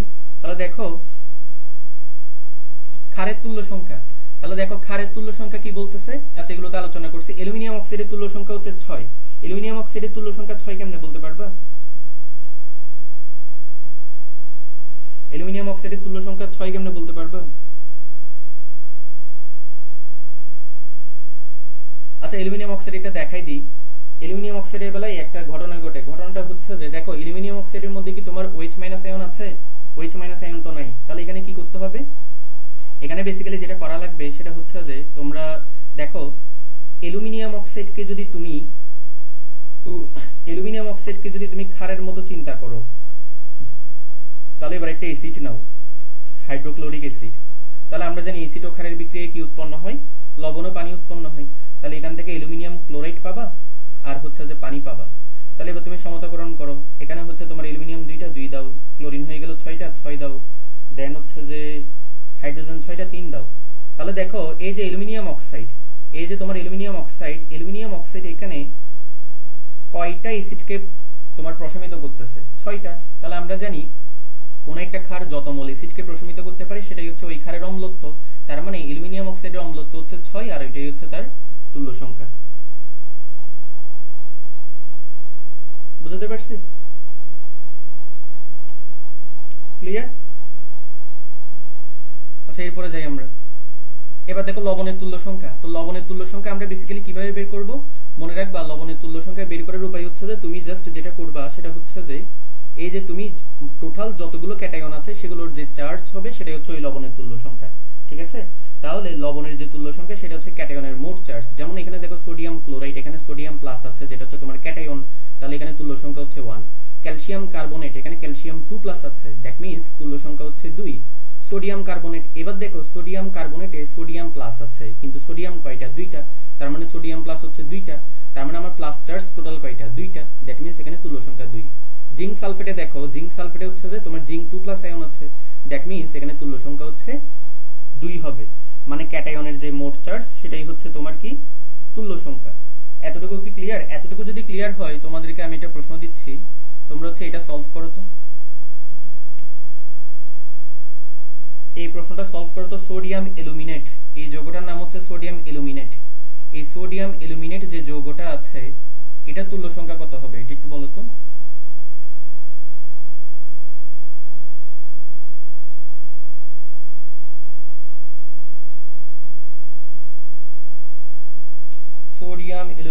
সোডিয়াম অ্যালুমিনেটের তুল্য সংখ্যাটা একটু বলো তো। আচ্ছা, অনেকে 2 বলতেছে, অনেকে 1 বলতেছে, অনেকে 4 বলতেছে। আচ্ছা, 2 যারা যারা বলতেছো আর 1 যারা যারা বলতেছো সবাই ভুল করছো, ঠিক আছে। 4 একজনে বলছিলা, 4 যে বলছিলা সে আরেক। আচ্ছা, তানিশা আঞ্জুম, হ্যাঁ 4 হবে। কেন 4 হবে তুমি দেখো, সোডিয়াম প্লাস অ্যালুমিনিয়াম কি হিসেবে থাকে, 3+ হিসেবে থাকে। তাহলে তোমার এখানে টোটাল যে ক্যাটায়নের চার্জ সেগুলো কি, একটা হচ্ছে +1 আর একটা হচ্ছে তোমার +3, দুইটা তুমি যোগ করো, দ্যাট মিন্স হচ্ছে 4। তাহলে এটাই তো তোমার তুল্য সংখ্যা। এই বুঝাতে পারছি? এই জিনিসটা ভুল করা যাবে না।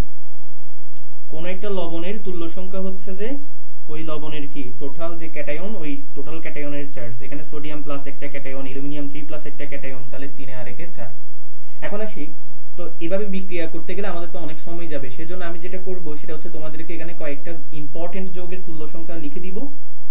এগুলো হচ্ছে তোমরা একটু কষ্ট করে মনে রাখবা, ঠিক আছে। এগুলো যদি মনে রাখো তাহলে ভবিষ্যতে কি একটু পরে এমসিকিউতেই হচ্ছে সুবিধা পাবা। তাহলে দেখো ইম্পর্টেন্ট যৌগগুলো কি কি লিখে দিচ্ছি। একটা হচ্ছে পটাশিয়াম পারম্যাঙ্গানেট, KMnO4। মনে রাখবা পটাশিয়াম পারম্যাঙ্গানেটের তুল্য সংখ্যা হচ্ছে 5। পটাশিয়াম ডাইক্রোমেট, K2Cr2O7, এটার তুল্য সংখ্যা হচ্ছে 6। মনে রাখবা ফেরাস সালফেটের তুল্য সংখ্যা হচ্ছে যে 1। তারপরে মনে রাখবা হাইড্রোজেন সালফাইড। এগুলো কিন্তু তুমি ভাই বের করতে পারবা, তুমি যদি বিক্রিয়া করো এক একটার, তাহলে তুমি নিজেই বুঝে যাবা কেন এগুলো তুল্য সংখ্যা 1 হচ্ছে, 2 হচ্ছে, 3 হচ্ছে। বাট ওই সময় তো আমাদের নাই, যার কারণ হচ্ছে এগুলো একটু মনে রাখবা। হাইড্রোজেন সালফাইড হচ্ছে তোমার 2। দেন হচ্ছে তোমার হাইড্রোজেন পারঅক্সাইড, H2O2, এটা একটু মনে রাখবা 2। দেন হচ্ছে আমাদের সোডিয়াম থায়োসালফেট, Na2S2O3, এটা একটু মনে রাখবা, এটা হচ্ছে যে 1 হবে। দেন মনে রাখবা কপার সালফেটের তুল্য সংখ্যা হচ্ছে 1। পটাশিয়াম আয়োডাইড, এটা তুল্য সংখ্যা হচ্ছে যে 1। দেন হচ্ছে অক্সালিক অ্যাসিড, H2C2O4, এটার যে তুল্য সংখ্যা এটা হচ্ছে আমাদের 2 হবে। দেখি বলো তো বুঝছো কিনা। এগুলো হচ্ছে একটু মনে রাখবা, তোমাদের যতগুলো তুল্য সংখ্যা লাগবে সবগুলো হচ্ছে আমি লিখে দিছি, এগুলোর বাইরে আর লাগবে না, ঠিক আছে। তুমি যদি এগুলোই পড়ো হয়ে যাবে, তোমার এখান থেকে আর কোনো কিছু লাগবে না, ঠিক আছে।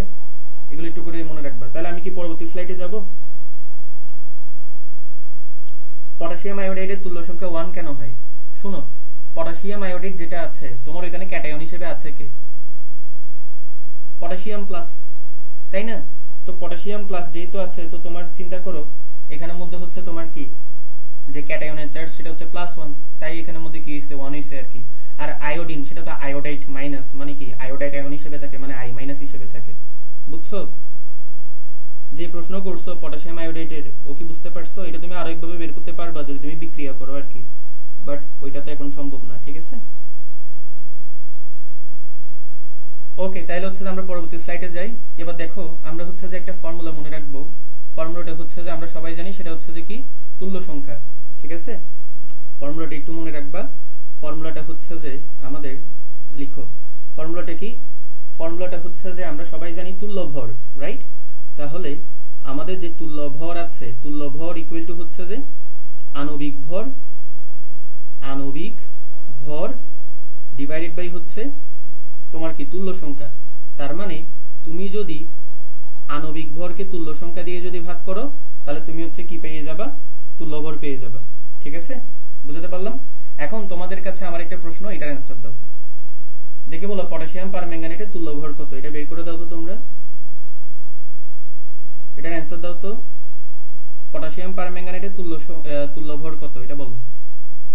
তুল্য ভর কিভাবে বের করতে হয়, তুল্য ভর হচ্ছে যে আমরা যদি আণবিক ভরকে তুল্য সংখ্যা দিয়ে ডিভাইড করি তাহলে হচ্ছে আমরা তুল্য ভর পেয়ে যাব, ঠিক আছে। তাহলে পটাশিয়াম পারম্যাঙ্গানেটের যে তুল্য ভর হবে সেটা কি একটু করে সবাই বলো। দেখি বলো তো, পটাশিয়াম যে পারম্যাঙ্গানেট আছে এটা একটু করে সবাই ক্লিয়ার করো।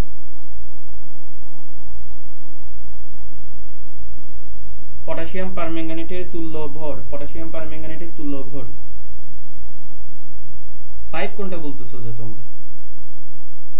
পটাশিয়াম পারম্যাঙ্গানেটের তুল্য ভর জানতে চাইছি। আচ্ছা, পটাশিয়াম পারম্যাঙ্গানেটের আণবিক ভর মনে হয় জানো না। আচ্ছা, তার আগে এটা একটু করে পড়াই দিই। আচ্ছা দেখো, ওইটা পারার আগে এটা একটু করে বলে দিই। দেখো, কয়েকটি যৌগের আণবিক ভর, তোমার থেকে কয়েকটি ইম্পর্টেন্ট যৌগের আণবিক ভর একটু মনে রাখতে হবে। কি কি? KMnO4 এটা একটু মনে রাখবা। পটাশিয়াম পারম্যাঙ্গানেট এটা হচ্ছে তোমার 158 হবে। তোমার হচ্ছে পটাশিয়াম ডাইক্রোমেট K2Cr2O7, এগুলো একটু মুখস্থ রাখিও, তোমার নাইলে এখানে ম্যাথ করতে কি কষ্ট হয়ে যাবে। তুমি যদি দেখো এগুলো যদি ক্যালকুলেটর নিয়ে যদি বের করতে যাও, এটা তো সম্ভব না, তোমার পরীক্ষাতে ক্যালকুলেটর অ্যালাউ করে না। তারপর হচ্ছে ফেরাস সালফেট। ফেরাস সালফেটের যে আণবিক ভর এটা হচ্ছে যে আমাদের 152, ঠিক আছে। দেন হচ্ছে যে আমাদের আর কি লাগবে, সোডিয়াম ক্লোরাইড লাগতে পারে, এটার যে আণবিক ভর সেটা হচ্ছে 58.5। আর কি লাগতে পারে, তোমার সালফিউরিক অ্যাসিড লাগতে পারে, এটা আমরা সবাই জানি, এটা হচ্ছে যে কি 98। তোমার সোডিয়াম হাইড্রোক্সাইড লাগতে পারে, এটা মনে রাখবা 40। এগুলো ভাই তুমি করতে করতে এমনিতে মুখস্থ হয়ে যাবে। সোডিয়াম কার্বনেট এটা একটু বেশি মনে রাখবা, পরীক্ষাতে এখান থেকে বেশি প্রশ্ন আসে, এটা অনেক জায়গায় পরীক্ষাতে প্রশ্ন আসছে। সোডিয়াম কার্বনেট হচ্ছে 106, তোমার এগুলো লাগবে, এগুলো একটু মুখস্থ রাখিও। আচ্ছা, যারা 31.6 অ্যান্সার দিচ্ছ, ভেরি গুড, ঠিক আছে। কিছুই না, দেখো পটাশিয়াম পারম্যাঙ্গানেটের যে আণবিক ভর সেটা হচ্ছে 158, আর তুল্য সংখ্যা কত? পটাশিয়াম পারম্যাঙ্গানেটের তুল্য সংখ্যা কত বলো তো? একটু আগে পড়াইছি না, 5। তাহলে হচ্ছে তুমি এটাকে 5 দিয়ে ডিভাইড করে দিবা, তাহলে তুমি এখান থেকে 31.6 পাবো। তোমরা অনেকেই অ্যান্সার দিছো, এটাই আমি লিখে দিচ্ছি এখানে, ঠিক আছে। তাহলে এতটুকু তো ক্লিয়ার। তাহলে আমি সামনে আগাচ্ছি, এবার আমরা এমসিকিউতে ঢুকলাম। প্রায় 1 ঘন্টার মতো আমরা থিওরি আলোচনা করলাম, এবার হচ্ছে আমরা টানা এমসিকিউ করব। তার আগে আরেকটা জিনিস একটু করে ছোট করে বলে দিই, সেটা হচ্ছে যে একটা ফর্মুলা একটু করে লিখে রাখিও, ওইটা যদিও তোমরা জানো তাও আমি একটু করে লিখে দিচ্ছি। সেটা হচ্ছে মনে রাখবা n = S × E। এখানে ফর্মুলাটা কিন্তু তোমরা সবাই জানো, তাও আমি একটু করে লিখে দিলাম, যেহেতু একটা ক্লাসে সবকিছু যদি থাকে সেটাই ভালো। তো n মানে কি আমরা সবাই জানি, n মানে হচ্ছে যে আমাদের নরমালিটি, ঠিক আছে। n মানে কি? n মানে হচ্ছে নরমালিটি। তাহলে নরমালিটি = মোলারিটি × তুল্য সংখ্যা। তাহলে তুমি যদি মোলারিটিকে তুল্য সংখ্যা দিয়ে গুণ করো তাহলে তুমি নরমালিটি পাবা, নরমালিটিকে যদি তুমি তুল্য সংখ্যা দিয়ে ভাগ করো মোলারিটি পাবা, ঠিক আছে। n = S × E। তাহলে এটা একটু করে মনে রাখবা। এখন 1 নাম্বারটা খেয়াল করে, 1 নাম্বার এমসিকিউটা, এটা কি তোমরা পারবা? দেখি বলো তো, ঝটপট বলো, যদি না পারো তাহলে করিয়ে দিব। দেখি 1 নাম্বারটা পারবা কিনা বলো। আচ্ছা দেখো, 1 নাম্বারটার জন্য আমি একটু করে বলে দিই, এটা আমি করাই দিচ্ছি। মনে রাখবা, তোমাকে বাষ্প ঘনত্ব দিলে তুমি একটা সূত্র এখানে মনে রাখবা, সেটা হচ্ছে যে আণবিক ভর, এই ফর্মুলাটা একটু মনে রাখবা। আণবিক ভর = বাষ্প ঘনত্ব × 2, ঠিক আছে। এই যে ফর্মুলাটা, এটা ভাই একদম মানে কি মুখস্থ রাখা লাগবেই, ঠিক আছে। অলরেডি কিন্তু এখান থেকে সিইউ তে 2014-15 তে প্রশ্ন আসছে, ঠিক আছে। তো এটা একটু মনে রাখবা, আণবিক ভর = বাষ্প ঘনত্ব × 2, ঠিক আছে। এখন দেখো, তোমাকে কিন্তু বাষ্প ঘনত্ব বলে দিচ্ছে, তাহলে তুমি আণবিক ভর মানে m যেটাকে আমরা বলি সেটা বের করতে পারবা না। 2 × 44 দ্যাট ইজ 88। এখন 88 করার পর তোমার দেখো এখানে অনেকগুলো পার্সেন্টেজ দিছে না, 54.54%, তারপর 9.09%, হাবিজাবি অনেক কিছু দিছে না। এগুলো ভাই দেখার কোনো দরকারই নেই, ঠিক আছে। তুমি জাস্ট একটা চোরামি টেকনিক অ্যাপ্লাই করবা। চোরামি টেকনিক কি? তুমি হচ্ছে যে অপশন টেস্ট করবা। অপশন টেস্ট কি? তুমি যদি অপশন টেস্ট করো, যেমন এখানে অ্যান্সার হবে যে তোমার ই নাম্বারটা, এখন বলবা যে কেন তুমি নিজেই দেখো, C4H8O2। তুমি লক্ষ্য করো কার্বন কত? 12। কার্বন আছে কয়টা? 4টা, 4 × 12। যোগ হাইড্রোজেন কয়টা? 8টা, তাহলে 1 × 8। অক্সিজেন কয়টা? 2টা, 16 × 2। তুমি এখন এগুলো বের করো, 4 12 কত? 48, 8 একে 8, 16 দ্বিগুণে 32, তো 32 আর 8 40, 40 আর 48 তোমার 88 আসে। এবং দেখো আণবিক ভরও তোমার 88। দ্যাট মিন্স এখানে আমাদের যে অ্যান্সার হবে সেটা হচ্ছে যে আমাদের কি C4H8O2 ই নাম্বারটা হবে। যারা ডি আর বি অ্যান্সার দিছো তো তাদেরটা ভুল হইছে, ঠিক আছে। এই এমসিকিউটা কি ক্লিয়ার? তোমার এখানে পার্সেন্টেজ দেখে ভয় পাওয়ার কোনো দরকার নাই, তুমি এইভাবে করে দিতে পারবা, ঠিক আছে। তাহলে এরপরে আমরা পরবর্তী এমসিকিউতে যাই। দেখি এই যে এমসিকিউটা আছে, এই এমসিকিউটা কি তোমরা পারবা? প্রমাণ অবস্থায় 10 লিটার মিথেন গ্যাসে অণুর সংখ্যা কত? আচ্ছা আমি করিয়ে দিই। দেখো তোমাকে বললো যে কি 10 লিটার মিথেন গ্যাসে অণুর সংখ্যা কত। তাহলে দেখো তোমাকে এখান থেকে বের করতে বলছে n এর মান। n এর মান কত? তোমাকে দিয়ে দিল VL। VL হচ্ছে কত? 10 লিটার, রাইট। তো এখন তুমি তো একটা সূত্র জানো, আমরা জানি n = হচ্ছে যে W/m = হচ্ছে যে আমরা কি জানি V / 22.4, যেখানে V হচ্ছে লিটার এককে, যেহেতু STP বলছে তাই আমরা হচ্ছে যে 22.4 নিছি। তারপর হচ্ছে আমরা জানি n/na, রাইট। এগুলো তো আমরা একটু আগেই দেখছি। তাহলে এখান থেকে আমরা সরাসরি কি বলতে পারি না V divided by 22.4 equal to আমাদের হচ্ছে n বাই na বলতে পারি। তাহলে এটা যদি আমরা বলতে পারি তাহলে এখান থেকে আমরা কি লিখতে পারি, সরাসরি এক ধাপে লিখে ফেলতে পারি n ইকুয়াল টু হচ্ছে কি v কত 10 লিটার, 10 ইনটু na কত 6.02 into 10 to the power 23, right? তারপর কত এখানে 22.4। এতটুকু তো ক্লিয়ার, তাই না? এখন এইখানে যে ক্যালকুলেশন আছে এটা একটু বুঝতে হবে, এটা একটু করে ট্রিকি আছে, ঠিক আছে?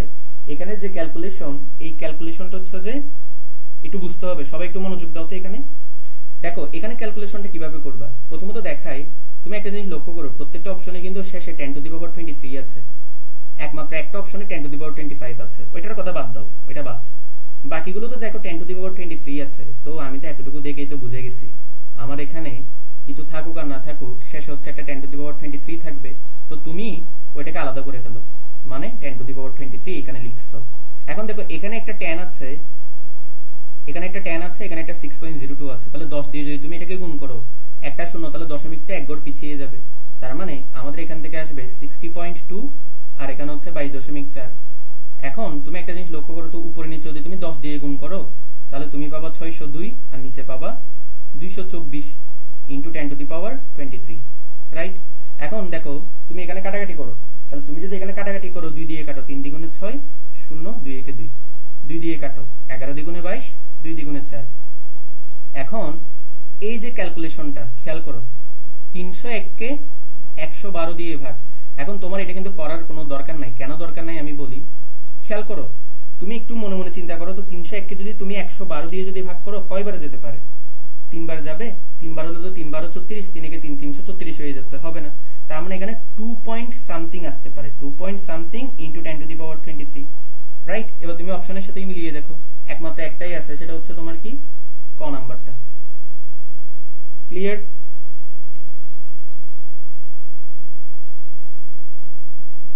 ওকে, হ্যাঁ। আচ্ছা এবার আসি, আচ্ছা দেখো এবার 3 নাম্বারটা কি পারবা? 3 নাম্বারটা কি অ্যান্সার করতে পারবা? যদি তোমরা অ্যান্সার করতে পারো তাহলে আমি এটা করিয়ে দিব না, আগে দেখি তোমরা এটা করো। 3 নাম্বারটা কি হবে? 3 নাম্বারে আচ্ছা সজীব বলতেছে, আচ্ছা বাকিরা বলতেছে। আচ্ছা ঠিক আছে, তো এটা কি আমি কি আর করাবো নাকি স্কিপ করবো বলো, তোমরাই বলো। আচ্ছা ফেরাস সালফেট নিয়ে একজন বলতেছো, শুনো তোমাকে তো আমি একটু আগেই বললাম, ফেরাস তুমি প্রত্যেকটা যৌগের চাইলে তুল্য সংখ্যা বের করতে পারো। আমি তোমার প্রশ্ন বুঝছি, তুমি প্রশ্ন করবে আর কি, ফেরাস সালফেটে তো আয়রন তো 2+, তাহলে তো এটা 2 হওয়ার কথা না। কিন্তু দেখো তো সেরকম, আচ্ছা তোমার কথা যদি আমি মেনে চলি তাহলে তো দেখো H3PO3 মানে ফসফরাস অ্যাসিড, ওইখানেও তো 3 হওয়ার কথা ছিল, বাট ওইটা তো 3 হয় নাই। 3 হইছে? হয় নাই, 2 হইছে। কেন 2 হইছে ওইটা তো আমি তো ব্যাখ্যা করছি। এখন আমি যদি তোমাকে প্রত্যেকটা যৌগের জন্য যদি ব্যাখ্যা করে করে যদি দেখাই তাহলে তো হচ্ছে যে এটা ক্লাসটা অনেক লেন্থি হয়ে যাবে, বুঝো নাই?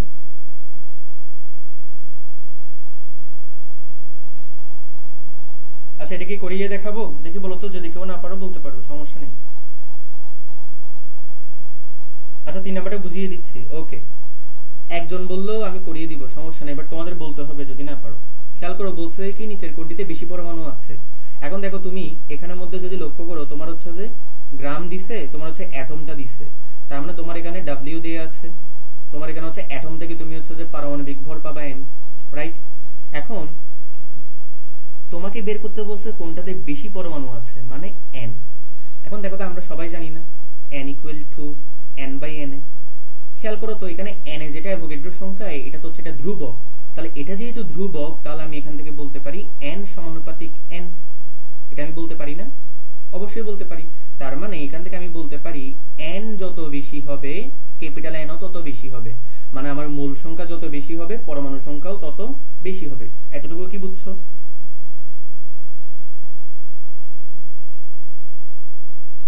এতটুকু কি বুঝছো?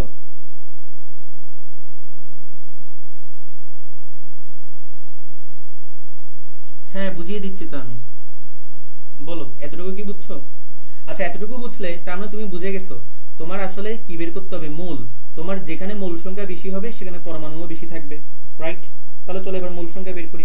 a নাম্বারের বেলায় তুমি লক্ষ্য করো, a নাম্বারে কি বললো 1.1 গ্রাম হাইড্রোজেন অ্যাটম। তাহলে তুমি যদি এখানে মূল সংখ্যা বের করো n ইকুয়াল টু হচ্ছে W বাই m দিছো। W কত? 1.1। হাইড্রোজেন পরমাণু বলছে কিন্তু, তাহলে এখানে আণবিক ভর নিব না, আমরা পারমাণবিক ভর নিব। যে অনেকে এখানে ভুল করে H2 ধরে 2 বসাই দেয়, ভাই এটা করতে যাইও না। H2 ভেবে হচ্ছে যে 2 করতে যাইও না, এটা কিন্তু হাইড্রোজেন অ্যাটম বলছে, তার মানে হচ্ছে 1। তাহলে এখানে আমার অ্যান্সার আসবে 1.1। তাহলে এটার মূল সংখ্যা পেয়ে গেলাম। বি করি, বি বলো 14.7 গ্রাম ক্রোমিয়াম। তাহলে N = W/M, তাহলে W/M দাও। তাহলে তোমার এখানের মধ্যে আসবে কত, W কত 14.7, আর নিচে হচ্ছে ক্রোমিয়াম জানো 52।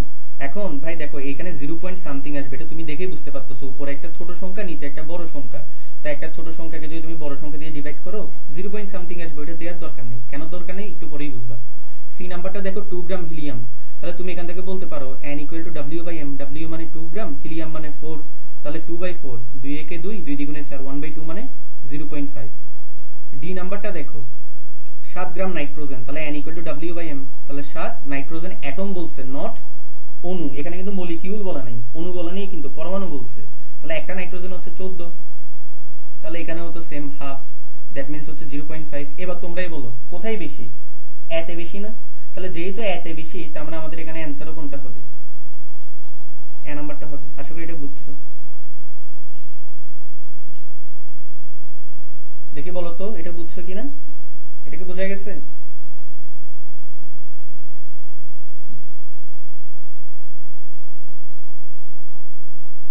ক্লিয়ার?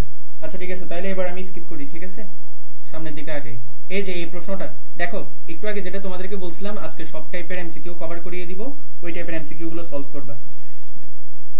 এই যে 4 নাম্বার যে এমসিকিউটা আছে, বিশ্বাস করো তুমি যদি প্রশ্ন ব্যাংক এখন খুলো, এই একই টাইপের প্রশ্ন তুমি রাজশাহী ইউনিভার্সিটিতে পাবা, একই টাইপের প্রশ্ন তুমি জাহাঙ্গীরনগর ইউনিভার্সিটিতে পাবা, একই টাইপের প্রশ্ন তুমি ঢাকা ইউনিভার্সিটিতে পাবা। এই সেম টাইপের বলতে জাস্ট হচ্ছে ভ্যালুগুলো পাল্টে দিবে তোমাকে, ঠিক আছে?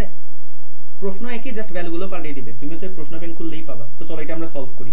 তাহলে দেখো, আচ্ছা যাদের জুম করতে বলতেছো তোমরা হচ্ছে ফোনটাকে রোটেট করো, এখানে আসলে জুম করার কিছু নাই, এটা যথেষ্ট বড় আছে। বাকিদেরকে দেখতে অসুবিধা হচ্ছে? যাদের দেখতে অসুবিধা হচ্ছে তারা হচ্ছে ফোনটাকে একটু রোটেট করো, মানে উল্টাই দিবা আর কি, উল্টাই দিলে হচ্ছে এটা অটোমেটিক হয়ে যাবে। বাকি একটু কনফার্ম করো তো দেখা যাচ্ছে কিনা ঠিক মতো।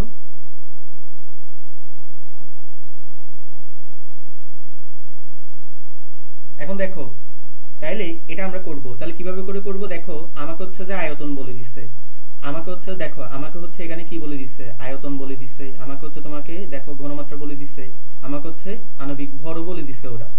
তাহলে দেখো আমাকে বলছে কত গ্রাম লাগবে, তাহলে সরাসরি সূত্র দাও। আমরা জানি W = SMV / 1000।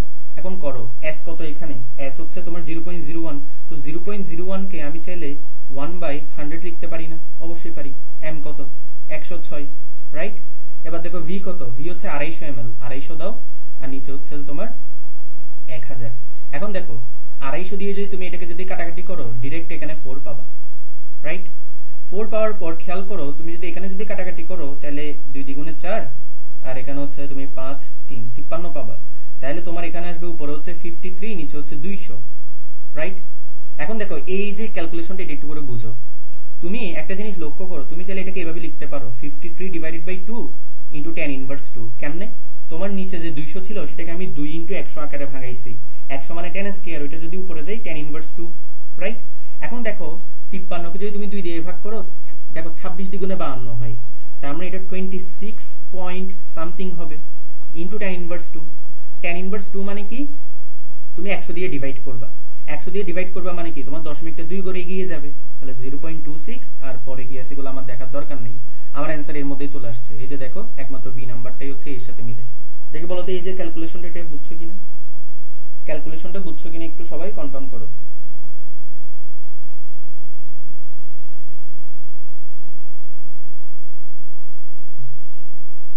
ওকে, তাহলে এবার 6, এই যে দেখো 5 নাম্বারটা একটু অ্যানসার করা শুরু করো তো তোমরা।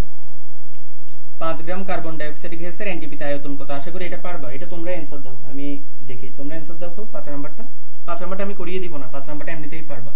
5 গ্রাম কার্বন ডাই অক্সাইড গ্যাসের এনটিপিতে আয়তন কত? এটা কি তোমরা পারবা? দেখি বলো, যদি না পারো তাহলে করিয়ে দিব, সমস্যা নেই। বলো 5 নাম্বারটা কি করিয়ে দিব?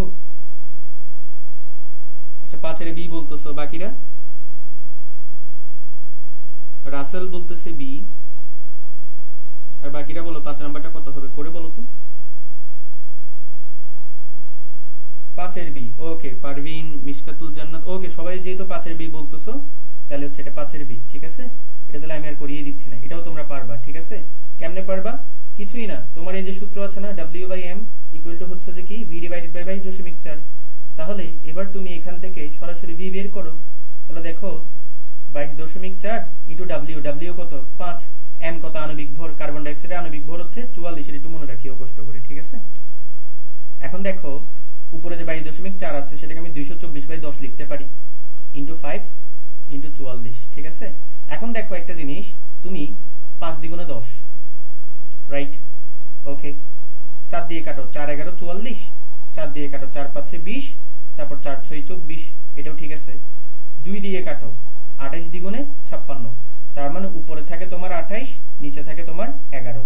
এখন তুমি যদি 28 কে 11 দিয়ে ভাগ করো তাহলে তুমি এটা পেয়ে যাবা। তো চলো এটাও করি, তুমি 28 কে 11 দিয়ে ভাগ করবা, তাহলে কত হয় 11 দ্বিগুণে 22, তাহলে হচ্ছে তোমার 6 আসবে, দশমিক দাও 0 আনো, তাহলে কত হবে 5 11 55, রাইট। এখানে আসবে 5, দশমিকের জন্য 0, তাহলে দেখো এবার কত হবে, এবার কত হবে 4 হবে, রাইট। 4 11 কত 44, রাইট। তো এরপরে তো এত করার দরকার নাই, তুমি অলরেডি পেয়ে গেছো 2.545, তাহলে বি নাম্বারটা হবে। এটা আমি করিয়ে দিলাম কারণ অনেকে হচ্ছে যে একজনকে দেখলাম বলতে করিয়ে দিতে, তাই করিয়ে দিলাম, ঠিক আছে। আরেকবার বলেন, আচ্ছা এটা আরেকবার বলতাম। দেখো তোমাকে বলছে যে কি 5 গ্রাম কার্বন ডাই অক্সাইড গ্যাসের এনটিপিতে আয়তন কত, তো তোমাকে বের করতে হবে আয়তন। তো এনটিপিতে তো তোমাকে আমি বলছিলাম এনটিপি মানে এসটিপি ধরে নিবা, তাহলে এখানে v ডিভাইড বাই 22.4 হবে আর w/m, রাইট। তো এরপরে জাস্ট হচ্ছে যে আর গুণন করলাম মানে v, তাহলে w ইনটু 22.4, w হচ্ছে 5 দিলাম, আর এখানে এটা তো তোমার m কার্বন ডাই অক্সাইডের আণবিক ভর হচ্ছে 44। এরপর হচ্ছে জাস্ট হচ্ছে কাটাকাটি করছি আর কি, কাটাকাটি করছি বলতে এই যে দেখো তোমার এখানে 22.4 কে এই যে তোমার 22.4 আছে এটাকে তো আমরা কি 224/10 লিখতে পারি না, ওইটাই লিখলাম। এরপর হচ্ছে জাস্ট কি কাটাকাটি করছি, বুঝাতে পারছি? তাহলে এটা কি এটা স্কিপ করতেছি, তাহলে এটা তো করিয়ে দিয়েছি, সামনে যাচ্ছি। ওকে দেখো 6 নাম্বারটা মোস্ট ইম্পর্টেন্ট। 6 নাম্বারটা আশা করি কেউ পারবে না। আচ্ছা 6 নাম্বারটা কি তোমরা কি এটা অনেকেই করে থাকছো, হয়তো এটা সাস্টে আসছিল, এটা প্রশ্ন ব্যাংকেও আছে অনেক। এটা কি তোমরা বুঝে বুঝে করছিলা নাকি না বুঝে করছিলে, একটু সবাই বলো তো।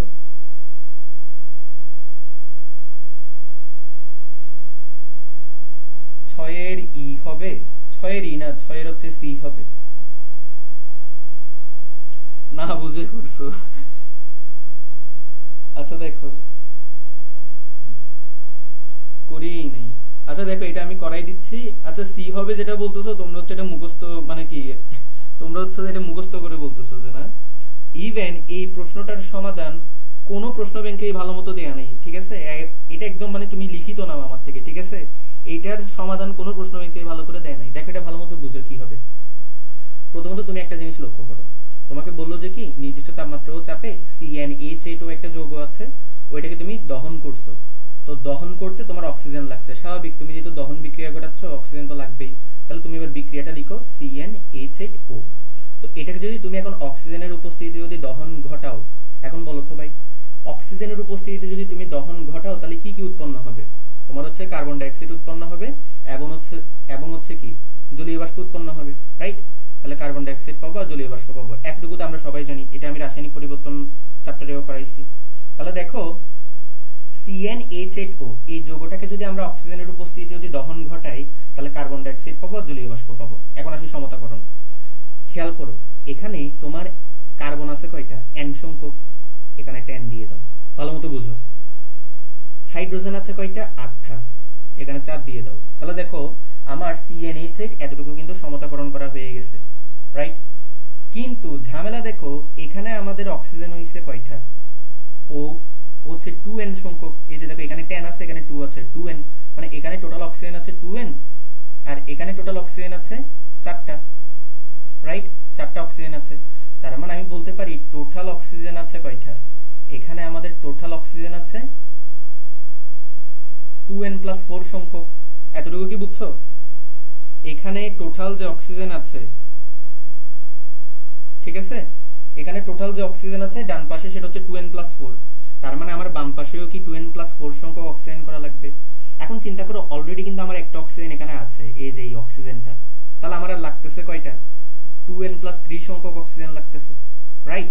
ওইটা কিভাবে পাবো, এই যে এইভাবে করে 2n+3 দাও আর এখানে 2 দাও, এই 2 আর এই 2 কাটাকাটি চলে যাবে আর এখানে 2n+3 অক্সিজেন চলে আসবে। তাহলে দেখা যাবে এখানে তুমি 2n+3 সংখ্যক অক্সিজেন পাবা আর এখানে একটা ও পাবা, তাহলে টোটাল 2n+4 মিলে যাবে। এটা কি বুঝছো? তোমরা এই সমতাকরণটাই হচ্ছে অনেকে বুঝতা না, তোমাদের প্রশ্ন ব্যাংকে এটা ভালো মতো দেয়া নাই, ঠিক আছে। এই সমতাকরণটা বুঝছো কিনা জাস্ট বলো আগে। আচ্ছা আরেকবার একটু করে বলি,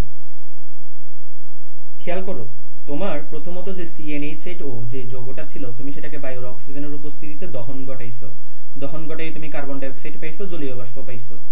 এখন তুমি সমতাকরণ করো, কার্বন আছে n সংখ্যক, n দিলা, তাহলে কার্বন n হয়ে গেল। হাইড্রোজেন আছে 8টা, তুমি এখানে 4 দিয়ে গুণ করলা, 4 দ্বিগুণে 8, হাইড্রোজেন 8টা হয়ে গেল।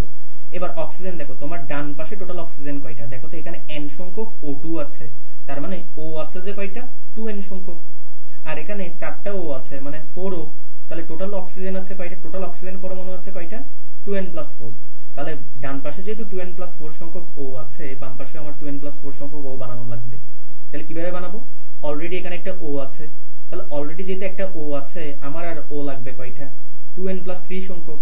ওইটা কিভাবে বানাবো, সিম্পল ব্যাপার, তোমার এখানে O2 আছে না, তুমি এখানে 2n+3 ডিভাইড বাই 2 দাও, এই 2 আর এই 2 কাটাকাটি যাবে, তাহলে এখান থেকে আসবে 2n+3O। তাহলে 2n+3 ইন্টু O মানে এত সংখ্যক O আর এখানে একটা O মিলে 2n+4O হবে। এটা কি বুঝছো এবার?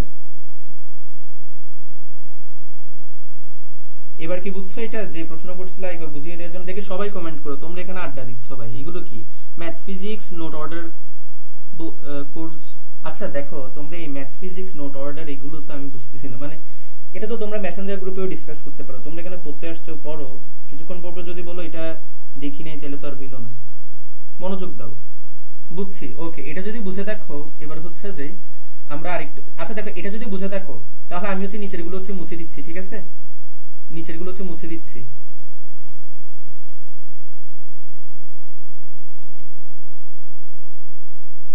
এখন আসো যেটা বুঝতে হবে সেটা বলতেছি, এতটুকু পর্যন্ত আমরা বুঝে গেছি, একটা ধাপ আমাদের কমপ্লিট। এখন আমরা সেকেন্ড ধাপে যাব। সেকেন্ড ধাপটা হচ্ছে একটু ভালো মতো বুঝো। এটা দেখো তোমাকে কিন্তু এখানে আরো ইনফরমেশন দিছে, তার আগে তুমি আমাকে বলো এখান থেকে তুমি কি বুঝতেছো। এখানে 1 মোল CnH8O আছে আর এখানে আছে 2n+3 ডিভাইডেড বাই 2 মোল, এটা তো তুমি বুঝতেছো। তার মানে আমি কি বলতে পারি না এখানে যদি 1 ml হয় তাহলে এখানে হচ্ছে 2n+3/2 ml, তার মানে 1 ml বিক্রিয়া করতেছে 2n+3/2 ml অক্সিজেনের সাথে। এতটুকু কি বুঝতে পারছো? ক্লাস হচ্ছে যে 10:30 পর্যন্ত হবে, 8:30 থেকে 10:30, এটা তো আমি তো বলছি। তোমাদের এখনো মাত্র 6 নম্বরে এমসিকিউ চলতেছে, একটু তো সময় লাগবে। তাহলে দেখো এতটুকু কি বুঝছো? তাহলে এতটুকু যদি বুঝে থাকো এবার একটু ঐকিক নিয়ম খাটাও তো।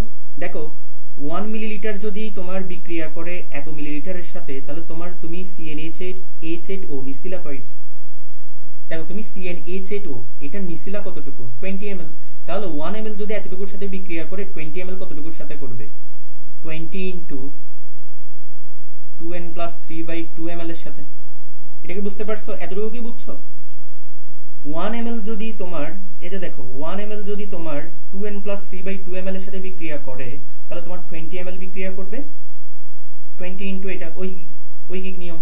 এখন তুমি একটা জিনিস লক্ষ্য করো, তোমাকে এখানে বলছে 20 ml বিক্রিয়া করে 90 ml O2 এর সাথে, তাহলে আমি কি বলতে পারি না এটা ইকুয়াল টু হচ্ছে 90।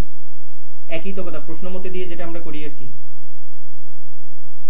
নিচে 2 কেন বুঝি না, এই যে দেখছো এই নিশ্চিত হচ্ছে যে মানে কমেন্ট করছিল, এটা আমি 2 বার বুঝাইছি।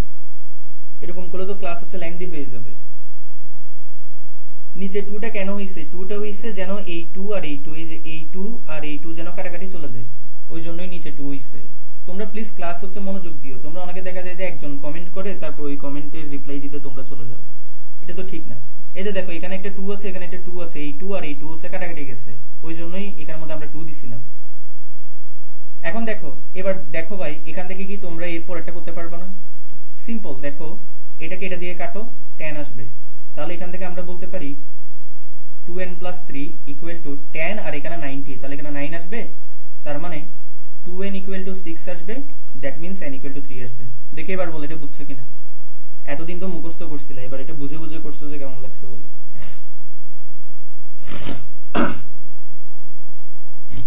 দেখি বলো তো সবাই কি এটা ক্লিয়ার? স্পিডে পড়ালে ভালো হতো। এখন এটা তো শুধু তো তোমার কথা আমি শুনতে পারবো না, এখানে অনেকেই আছে, এখানে প্রায় 2000 মেম্বার আছে। তো সবাই তো হচ্ছে যে কি সবার তো বুঝার অধিকার আছে, তাই না? তো আমার থেকে একটু স্লোতে আগাতে হবে। আমি যদি একজনেরটা নিয়ে যদি কনসিডার করি তাহলে তো এটা তো হইল না। 7 নাম্বারটা দেখি বলো 7 নাম্বারটা কি হবে? দেখি বলো 7 নাম্বারটা কি পারবা? পার্সেন্টেজ রবন রেখে আমি কিন্তু করাইছি পার্সেন্টেজ রবন দিয়ে। দেখি 7 নাম্বারটা অ্যানসার দাও তো।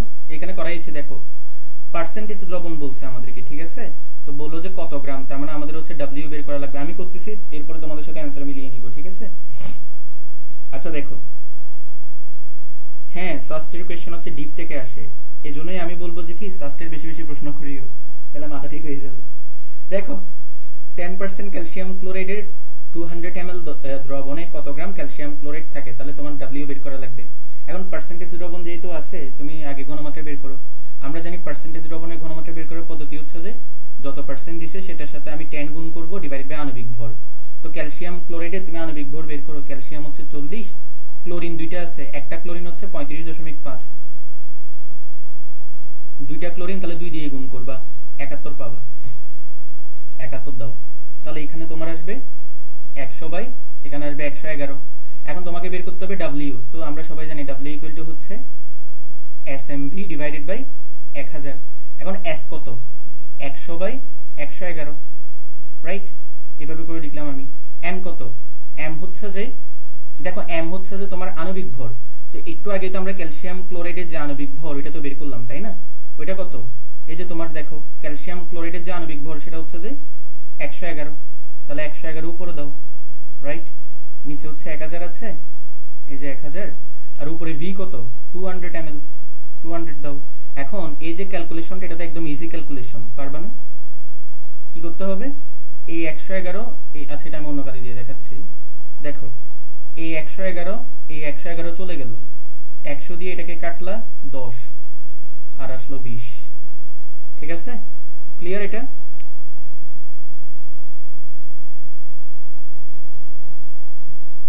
দেখি বলো তো এটা ক্লিয়ার কিনা।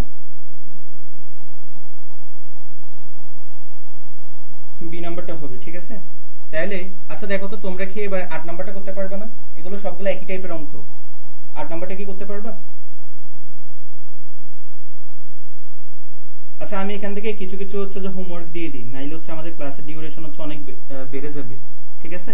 8 নাম্বারটাও পারবা, আমি সূত্র দেখাই দিচ্ছি, তোমরা করে নিবে আর কি, ঠিক আছে? আচ্ছা 8 নাম্বারটা কি করিয়ে দিব? দেখি বলো তো। 8 এর এ বলতেছো, 8 এর এ কেমনে হয়? না না 8 এর এ হবে না। এই যে দেখো 8 এর এই যে দেখো 8 নাম্বারটা ভুল করতেছো, 8 এর সি হবে যে 8 এর সি একজন বলছো জাস্ট। আচ্ছা এটা করাই দিই, এটা এই যে দেখো তোমরা বুঝছি কোন জায়গায় ঝামেলা করছো। এই যে দেখো তোমরা কোন জায়গায় ঝামেলা, আরেকজন ডি বলতেছে। এই যে দেখো দেখো দেখো দেখো মনোযোগ দাও। বললো যে কি 28 গ্রাম নাইট্রোজেন, তো তুমি একটু করে চিন্তা করো না, তোমার নাইট্রোজেনটা দিছে N2 হিসেবে, N2 হচ্ছে 28 গ্রাম। এটাকে আমরা কি বলতে পারি? 1 মোল বলতে পারি, কারণ 28 গ্রাম মানে হচ্ছে নাইট্রোজেনের আণবিক ভর। তো আণবিক ভরকে আমরা যদি গ্রাম এককে প্রকাশ করি 1 মোল পাবো। এখন এটা হচ্ছে তোমার আণবিক ভর। তো আণবিক ভরে পরমাণু থাকে নাকি অণু থাকে? আমরা যখন আণবিক ভর নিয়ে চিন্তা করি তখন কি পরমাণু আসে নাকি অণু আসে? অণু আসে, রাইট?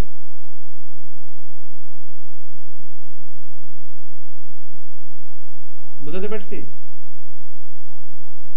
তোমরা কমেন্টে আজে বাজে কথা কে বলতেছে? রাজশ্রী চৌধুরী। আচ্ছা এটা আমি দেখবো লাস্টে, দেখি। আচ্ছা তোমরা এখন মনোযোগ দাও, খেয়াল করো। তোমার 28 গ্রাম হচ্ছে আণবিক ভর। তো আণবিক ভর যেহেতু, তুমি এখানে পরমাণু পাবা না। একটু আগেই বললাম না তোমাদেরকে, পারমাণবিক ভর বললে পরমাণু, আণবিক ভর বললে অণু। তাহলে এই 28 গ্রাম হচ্ছে যে আসলে 6.02 ইন্টু 10⁻23 N2 অণুর ভর, মানে নাইট্রোজেন অণুর ভর। এই বুঝাতে পারছি? তার মানে ঘটনা হচ্ছে যে বেসিক্যালি কি, আমার এই যে 28 গ্রাম নাইট্রোজেন আছে, এই 28 গ্রাম নাইট্রোজেনে আমার পরমাণু না অণু আছে কয়টা? অ্যাভোগাড্রো সংখ্যক। এখন তোমরাই বলো একটা N2 তে, একটা N2 অণুতে, একটা নাইট্রোজেন অণুতে পরমাণু থাকে কয়টা?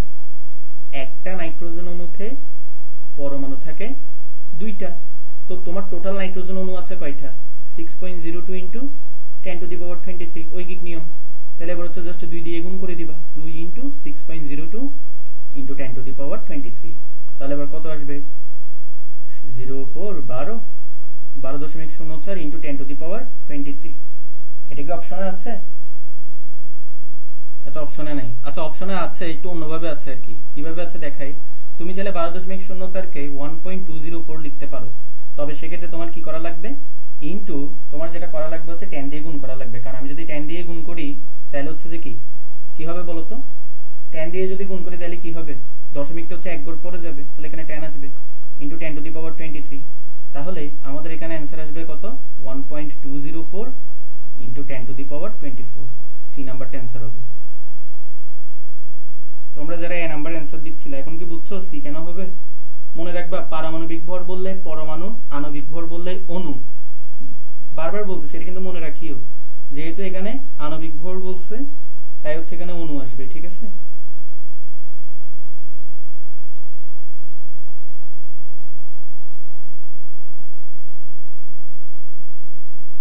ওকে, তাহলে এটা হ্যাঁ ঠিক আছে। এখন যাই এরপরে 9 নাম্বারটা দেখো, বললো যে কি দেখো 9 নম্বরে কি বলতেছে আমাদেরকে? 95% বিশুদ্ধ 1 কেজি চুনাপাথরকে সম্পূর্ণরূপে বিয়োজিত করলে প্রমাণ উষ্ণতা ও চাপে কত লিটার কার্বন ডাই অক্সাইড উৎপন্ন হবে। এখন একটা জিনিস লক্ষ্য করো, 95% কি বলছে? বিশুদ্ধ বলছে। তার মানে তুমি কিন্তু এখানে ডাব্লিউ নিচ্ছ যে কি 1 কেজি কিন্তু নিচ্ছ না, তুমি 1 কেজি মানে 1000 গ্রামের কত নিচ্ছ? 95%। এই জিনিসটা বুঝতে হবে। ঠিক আছে? এই প্রশ্নটা আমি এই কারণেই নিছি। এখানে যদি তুমি 1 কেজিকে যদি ডাব্লিউ চিন্তা করো তাহলে কিন্তু ভুল হবে। 1 কেজি কিন্তু ডাব্লিউ না, ডাব্লিউ হচ্ছে 1 কেজি এর 95%। তাহলে এবার কত আসবে এখান থেকে? এই যে দেখো এটাকে তুমি কাটাকাটি করো, তাহলে হচ্ছে তোমার এখান থেকে 1 মিনিট, তাহলে হচ্ছে তোমার এখান থেকে আসবে কত? এখান থেকে হচ্ছে যে আসবে আমাদের 10, আর এখানে হচ্ছে 950 গ্রাম। তার মানে তুমি 1000 গ্রামের মধ্যে থেকে নিছো কত? 950 গ্রাম। ঠিক আছে? এখন দেখো কি বললো, তুমি চুনাপাথরকে বিয়োজিত করে কি পাইছো? কার্বন ডাই অক্সাইড পাইছো। কত লিটার পাইছো এটা দেখাতে বলছে। তো চিন্তা করো, তুমি যখন ক্যালসিয়াম কার্বনেট বা চুনাপাথরকে যখন বিয়োজিত করবা, একটু মনোযোগ দাও, তোমার ক্যালসিয়াম অক্সাইড উৎপন্ন হবে, কার্বন ডাই অক্সাইড উৎপন্ন হবে। এটা অলরেডি সমতাকরণ করা আছে। এখন তোমাকে বলছে লিটার, কত লিটার হবে? খেয়াল করো তো, এখানে দেখো প্রমাণ উষ্ণতা বলছে মানে এসটিপি। তাহলে এসটিপি যেহেতু, এটা আমাদের কত হবে? কার্বন ডাই অক্সাইড 22.4 লিটার হবে। রাইট? আর তুমি যদি ক্যালসিয়াম কার্বনেটের যদি আণবিক ভর বের করো তাহলে এটা হচ্ছে তোমার 100 আসবে। ক্যালসিয়াম কার্বনেট কত আসবে? 100 আসবে। ক্যালসিয়াম 40, কার্বন 12, অক্সিজেন 16, 348, হিসাব করলে তোমার 100 আসবে। ঠিক আছে? এখন তুমি বলো, এবার তুমি ঐকিক নিয়ম করো। 100 গ্রাম থেকে কার্বন ডাই অক্সাইড পাবা 22.4 লিটার। তাহলে সুতরাং তুমি নিছো 950 গ্রাম, তাহলে 950 গ্রাম থেকে পাবা 22.4 গুণ 950 ডিভাইডেড বাই হচ্ছে 100। রাইট? এখন একটু করে তুমি হাতের ক্যালকুলেশন করো, তাহলে খেয়াল করো এখানে হচ্ছে 224 আসবে, নিচে হচ্ছে 100, আর এখানে একটা 10 আছে, এখানে হচ্ছে 950। এখন এই যে ক্যালকুলেশনটা আছে এটা ভাই তোমরা করতে পারবা না? কিছু কিছু ক্যালকুলেশন হচ্ছে যে কি নিজে নিজে করিও। ঠিক আছে? এটা তাহলে আমি আর করাই দিচ্ছি না, এটা তোমরা করে নোট দিবা। ঠিক আছে? নোট সাবমিট করবা। বুঝতে পারছি? আচ্ছা, একজন বের করে ফেলছো বি, এটা হচ্ছে বি হবে। ঠিক আছে? তো তোমরা এগুলো হচ্ছে করে ফেলবা। আচ্ছা, যেহেতু অনেক এমসিকিউ করাচ্ছি, তো আমাদের যেহেতু ডিউরেশন কম, তাই হচ্ছে যে আমি জাস্ট তোমাদেরকে বুঝাই দিচ্ছি, তোমরা বাকিগুলো করে ফেলবা। ঠিক আছে? আমি জাস্ট তোমাদেরকে বুঝাই দিচ্ছি। ওকে? টাইপ বুঝো। ঠিক আছে? আমার উদ্দেশ্য হচ্ছে যে আজকে প্রত্যেকটা টাইপ এখানে কভার করে দেওয়া। প্রত্যেকটা টাইপ বুঝে যাও, আর এরপরে ক্লাস শেষে নিজে নিজে একটু প্র্যাকটিস করিও। 10 নাম্বারটা দেখো, লক্ষ্য করো কি বললো? 50 গ্রাম ক্যালসিয়াম কার্বনেটের তাপীয় বিয়োজনে উৎপন্ন কার্বন ডাই অক্সাইডের ভর কত? এখন তুমি একটা জিনিস লক্ষ্য করো, একটু আগেই আমরা করছিলাম ক্যালসিয়াম কার্বনেটের বিয়োজন, সেখান থেকে আমরা পাইছিলাম ক্যালসিয়াম অক্সাইড আর পাইছিলাম কার্বন ডাই অক্সাইড। রাইট? খেয়াল করো, এখানে ক্যালসিয়াম কার্বনেট ছিল 100 গ্রাম, আর এখানে কার্বন ডাই অক্সাইড পাইছিলা তুমি 44 গ্রাম। তাহলে আমরা ঐকিক নিয়ম মারো, 100 গ্রাম থেকে পাই 44 গ্রাম। সুতরাং আচ্ছা, এটা দেখো, এটা করতে হচ্ছে না, তোমার 100 গ্রাম থেকে তুমি 44 গ্রাম পাচ্ছ, তো তুমি এখন নিছো 50 গ্রাম, অর্ধেক করে দিছো না? তো অর্ধেক করলে এটাও তো অর্ধেক উৎপন্ন হবে। 22 গ্রাম হবে। এটা কি বুঝছো? এই দেখো এখানে কিন্তু কোনো ক্যালকুলেশনই নাই, তুমি এটা এমনিতেই বুঝে যাবে, বি হবে। ঠিক আছে, যেহেতু তুমি অর্ধেক করে ফেলছো বিক্রিয়ক, উৎপাদকও তোমার অর্ধেক উৎপন্ন হবে। এরপর দেখো পিপিএম, পিপিএম এর কনসেপ্ট একটু বলি। তো বললো যে তোমাকে দেখো অক্সিজেন ঘনমাত্রা এস দিছে, পিপিএম এককে বের করতে বলছে। সোজা পিপিএম মানে আমরা জানি SM into 10 to the power 3। এখন এস কত? 2 into 10 inverse, sorry 1 minute, 2 into 10 inverse 4। M কত? অক্সিজেন হচ্ছে 32 হয়, ইন্টু 10 টু দি পাওয়ার 3। এখন দেখো 32 দ্বিগুণে কত? 64, 64। 10 inverse 4 R 10 to the power 3 মিলে 10 ইনভার্স 1। 10 ইনভার্স 1 মানে হচ্ছে 1/10, তাহলে 64 কে যদি তুমি 10 দিয়ে ডিভাইড করো 6.4 পাবা, তাহলে 6.4 ppm হবে। 11 ডি, ভেরি গুড। 12 নাম্বারটা হচ্ছে যে আমাদের একটা জিনিস মনে রাখতে হবে, জাস্ট ওইটা মনে রাখলেই ইজিলি এটা হয়ে যাবে। আমি লিখে দিচ্ছি মিলিমোল পার লিটার আর মিলিগ্রাম পার ডেসিলিটার। এটা একটু মনে রাখবা 1 millimole per litre equal to 18 milligram per decilitre. অর্থাৎ তুমি যদি মিলিমোল পার লিটার থেকে যদি মিলিগ্রাম পার ডেসিলিটারে যদি যেতে যাও, তাহলে সেক্ষেত্রে তোমার 18 দিয়ে কি করা লাগবে? গুণ করা লাগবে। তাহলে এখানে কি হবে? এবার তো অ্যান্সার তো পেরে যাবা। অ্যান্সার পারবা না? যেহেতু 8 আছে, তাহলে 8 কে তুমি 18 দিয়ে গুণ করে দাও, তাহলে কত আসবে তোমার? 144 আসবে এখানে। ঠিক আছে, তাহলে কি এটা কি বুঝাতে পারছি? একটু সবাই কনফার্ম করো তো। 144 হবে। ঠিক আছে, ওকে, আমরা একটু করে ফাস্ট আগাচ্ছি। তারপর দেখো 13 নাম্বারটা। আচ্ছা, আমি যদি তোমাদেরকে 13, 14, 15 যদি হোমওয়ার্ক দিই, তোমরা পারবা না? এগুলো হোমওয়ার্ক দিয়ে দিই, এগুলো একই টাইপের অঙ্ক। দেখো 14 নাম্বারটা একটু আগেও মানে সেম টাইপেরই অঙ্ক। 13, 14, 15 এগুলো যদি হোমওয়ার্ক দিই, পারবা না? তাহলে আমরা সামনে আরো কয়েকটা কনসেপ্ট ক্লিয়ার করলে একটু তাড়াতাড়ি ছুটিয়ে দিতে পারবো আর কি। আচ্ছা, তাহলে 13, 14, 15 আমি হচ্ছে হোমওয়ার্ক দিয়ে দিচ্ছি। তোমাদের যদি কারো কোনো প্রবলেম থাকে আমাকে ইনবক্স করবা। ঠিক আছে, তোমরা অনেকেই তো আমাকে মেসেজ করো, সমস্যা নেই। ঠিক আছে, এগুলো আমি তোমাদেরকে হোমওয়ার্ক দিয়ে দিচ্ছি। কারো যদি বুঝতে প্রবলেম হয় সরাসরি আমাকে হচ্ছে যে মেসেজ দিবা। ঠিক আছে, বুঝিয়ে দিব। ওকে, তাহলে দেখো, তাইলে এবার হচ্ছে যে আমরা আরেকটা কনসেপ্টে যাব। দেখো আরেকটা ফর্মুলা, বেসিক্যালি ফর্মুলাটা হচ্ছে যে একটু করে দেখি আমরা, আশা করি 2 ঘন্টার আগে ছেড়ে দিতে পারবো। একটু করে মনে রাখবা, আমরা এখন যে ফর্মুলাটা শিখবো সেটা হচ্ছে যে কি? লঘুকরণ সূত্র। কি সূত্র বলো তো? লঘুকরণ সূত্র। মানে তুমি পানি ঢেলে ঢেলে লঘু করতেছো আর কি। কি হবে? S1V1 equal to S2V2। ঠিক আছে, S1V1 ইকুয়াল টু S2V2। এখন এই ম্যাথটা একটু করে লক্ষ্য করো। বললো যে কি 0.125 মোলার HCl অ্যাসিডের 500 মিলি দ্রবণকে 0.1, দেখো তাহলে তোমার এখানে S1 কিন্তু দিয়ে দিছে 0.125, রাইট? V1 তোমাকে দিয়ে দিছে 500 ml, রাইট? তো তুমি সেটাকে নিয়ে গেছো কোথায়? 0.1 মোলারে। তো সেই ক্ষেত্রে দেখো তুমি যখন 0.1 মোলারে নিয়ে গেছো, সেক্ষেত্রে একটা আয়তন পাবা না? ওইটা আগে চলো আমরা বের করি। তাহলে কি হবে? S1V1 ইকুয়াল টু যদি S2V2 হয়, তাহলে আমি বলতে পারি V2 equal to S1V1 by S2, right? এখন S1 কত? 0.125। এখন একটা জিনিস লক্ষ্য করো, এই যে তোমার 0.125 সেটা তুমি দিলা 0.125। V1 কত? 500, এটাও তুমি দিলা। ওকে, S2 কত? 0.1, এটাও তুমি দিলা। এখন এগুলো দেওয়ার পর তুমি হচ্ছে যে কি করবা? ক্যালকুলেশন করবা। কিভাবে? দেখো উপরে তুমি 0.125 রেখে দাও, 5 ইন্টু তুমি এটাকে 100 লিখতে পারো না? 100 তো লিখতে পারো। এটাকে 1, দেখো 0.1 মানে হচ্ছে 1/10, তাহলে 10টা উপরে চলে যাবে, রাইট? এবার খেয়াল করো, তোমার নিচে 1 মানে হচ্ছে এটা দেওয়ার দরকার নেই। উপরে কয়টা শূন্য? 3টে শূন্য। তো 3টা শূন্য যেহেতু আছে, তাহলে আমাদের এই যে দশমিকটা আছে, এই যে দশমিকটা, এটা হচ্ছে 3 ঘর পিছিয়ে যাবে। তাহলে এখানে 125 হবে, আর 125কে আমরা 5 দিয়ে গুণ করব। তাহলে দেখো 5 25 125, 5 একে 5 6, 625। তাহলে এটা হচ্ছে আমাদের V2। দেখো এটা হচ্ছে V2, মানে তুমি যখন ঘনমাত্রা 0.1 মোলার করছিলা, তখন তোমার যে V2 ওইটা হচ্ছে তোমার 625 ml। তো তোমাকে প্রশ্নতে জিজ্ঞেস করছে কতটুকু পানি যোগ করা লাগবে। তাহলে এখন কতটুকু পানি যোগ করবা? ডেল V বের করো। এখন আয়তন হচ্ছে 625, আগে ছিল কত? 500। তাহলে তুমি এবার বিয়োগ করো, বিয়োগ করলে তুমি পাবা 125 ml। তার মানে আরো 125 ml যদি আমি যোগ করি, তাহলে আমার ঘনমাত্রাটা লঘু হবে আর কি। ঠিক আছে, ওকে, বুঝতে পারছি? সি হবে। আচ্ছা, তোমরা 142 জন যারা যারা আছো একটু শেষ পর্যন্ত থাকো, শেষ হয়ে যাবে। একটু 2 ঘন্টা কষ্ট করে ক্লাস করো, 2 ঘন্টাও লাগবে না, কিছু তো হোমওয়ার্ক দিয়ে দিচ্ছি তোমাদেরকে। এখন 17 নাম্বারটা দেখি। আচ্ছা দেখি তো 17 নাম্বারটা পারবা তোমরা? 17 নাম্বারটা কি হবে? আচ্ছা 17 নাম্বারটা একটু বুঝিয়ে দিই ppm এ। দেখো তোমার এখানে কি দিছে, 1 লিটার পানিতে এই যে দেখো 1 লিটার পানিতে 0.030 গ্রাম আর্সেনিক পাওয়া গেল, ঘনমাত্রা ppm এককে কত? আমরা সূত্র পড়ছিলাম না, ppm equal to milligram per litre. এখন তোমার এখানে দেখো গ্রাম এককে দিছে, তুমি এটাকে মিলিগ্রামে নিতে পারবা না।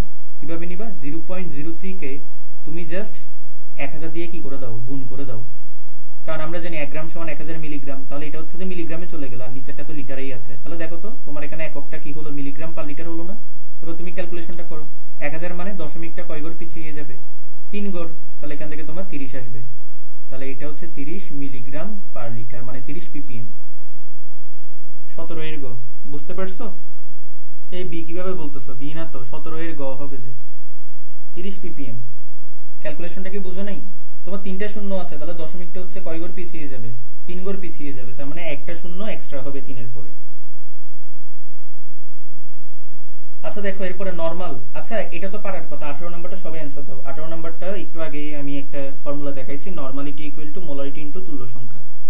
আচ্ছা 18 নাম্বারটা একটু বুঝিয়ে দিতে বলতেছে ফারজানা, একটু বুঝিয়ে দিচ্ছি। দেখো 18 নাম্বারটা হচ্ছে যে তোমাকে দেখো নরমাল দ্রবণ দিছে, নরমাল দ্রবণ বলছে মোলারিটি কত। তো আমরা জানি n ইকুয়াল টু হচ্ছে s into e, normality equal to molarity into তুল্য সংখ্যা, বা molarity equal to normality divide by তুল্য সংখ্যা।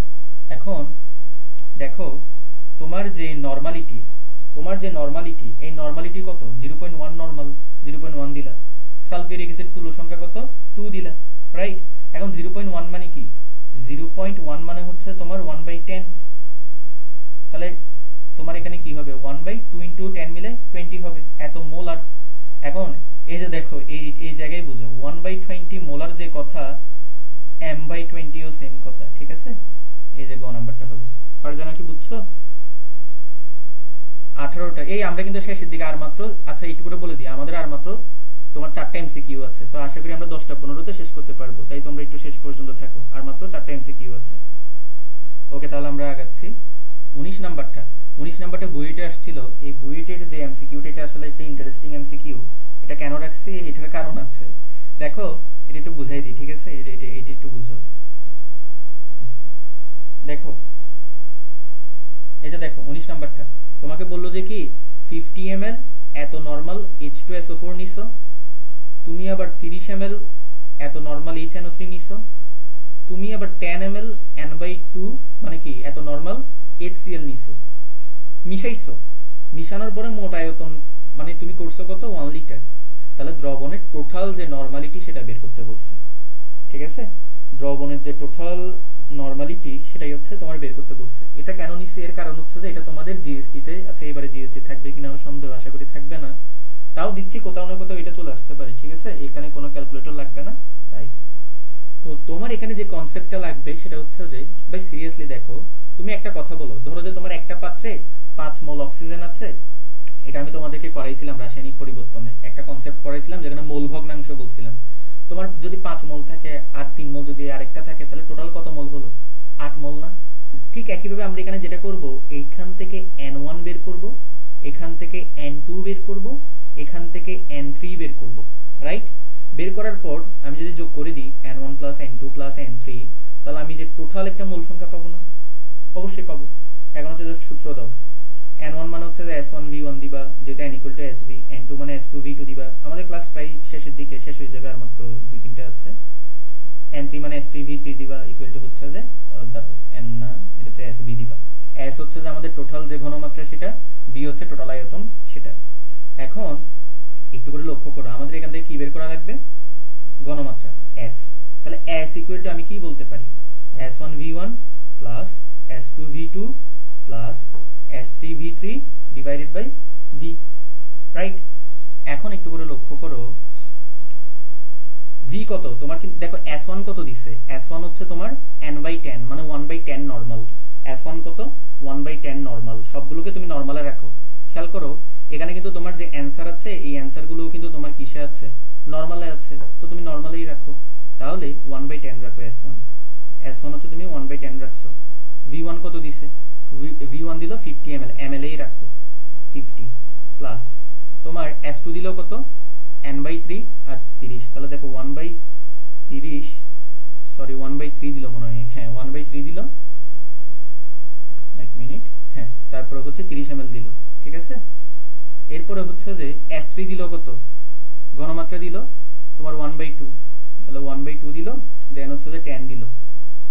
এখন ভাই এই জায়গায় একটু জিনিস চিন্তা করো, ঠিক আছে, এই জিনিসটা একটু করে চিন্তা করো। এখানে কিন্তু তোমার আয়তনকে কিন্তু তুমি কি ml এককে ধরছো, মিলিলিটার এককে ধরছো, তাহলে যেহেতু তুমি আয়তনকে ml এককে ধরছো, তাই তোমার কিন্তু নিচে 1 লিটার দিলে হবে না, এটাকে 1000 দিতে হবে ml, ঠিক আছে। এখন তুমি দেখো এই ক্যালকুলেশনটা এতই যে সোজা, মানে এটা যে কোনো পরীক্ষায় চলে আসতে পারে, যে কোনো ইউনিভার্সিটির পরীক্ষায় 5 আসবে, 10 আসবে, তারপর হচ্ছে এখানে 5 আসবে, তাহলে টোটাল কত, 5 10 15, 15 5 20, তাহলে উপরে হচ্ছে 20, নিচে হচ্ছে 1000, এবং এটার একক কি হবে, নরমাল হবে। এখন তুমি সিম্পলি এটাকে কাটাকাটি করে দাও, তাহলে হচ্ছে তোমার এখানে 50 আসবে, তাহলে এটা হচ্ছে যে n/50। ইজি না একদম, জাস্ট কনসেপ্ট বুঝলে এটা এমনিতেই সোজা। দেখি বলো তো বুঝছো কিনা এটা, এক মিনিট, কনসেপ্টটা বুঝছো কিনা একটু বলো, কি হবে এটা, একটু দাঁড়াও, কার্সরি ডিস্টার্ব করতেছে, হ্যাঁ এবার ঠিক আছে। তাহলে এটা কি হবে, এটা হচ্ছে যে আমাদের গ নাম্বারটা হবে n/50, ক্লিয়ার।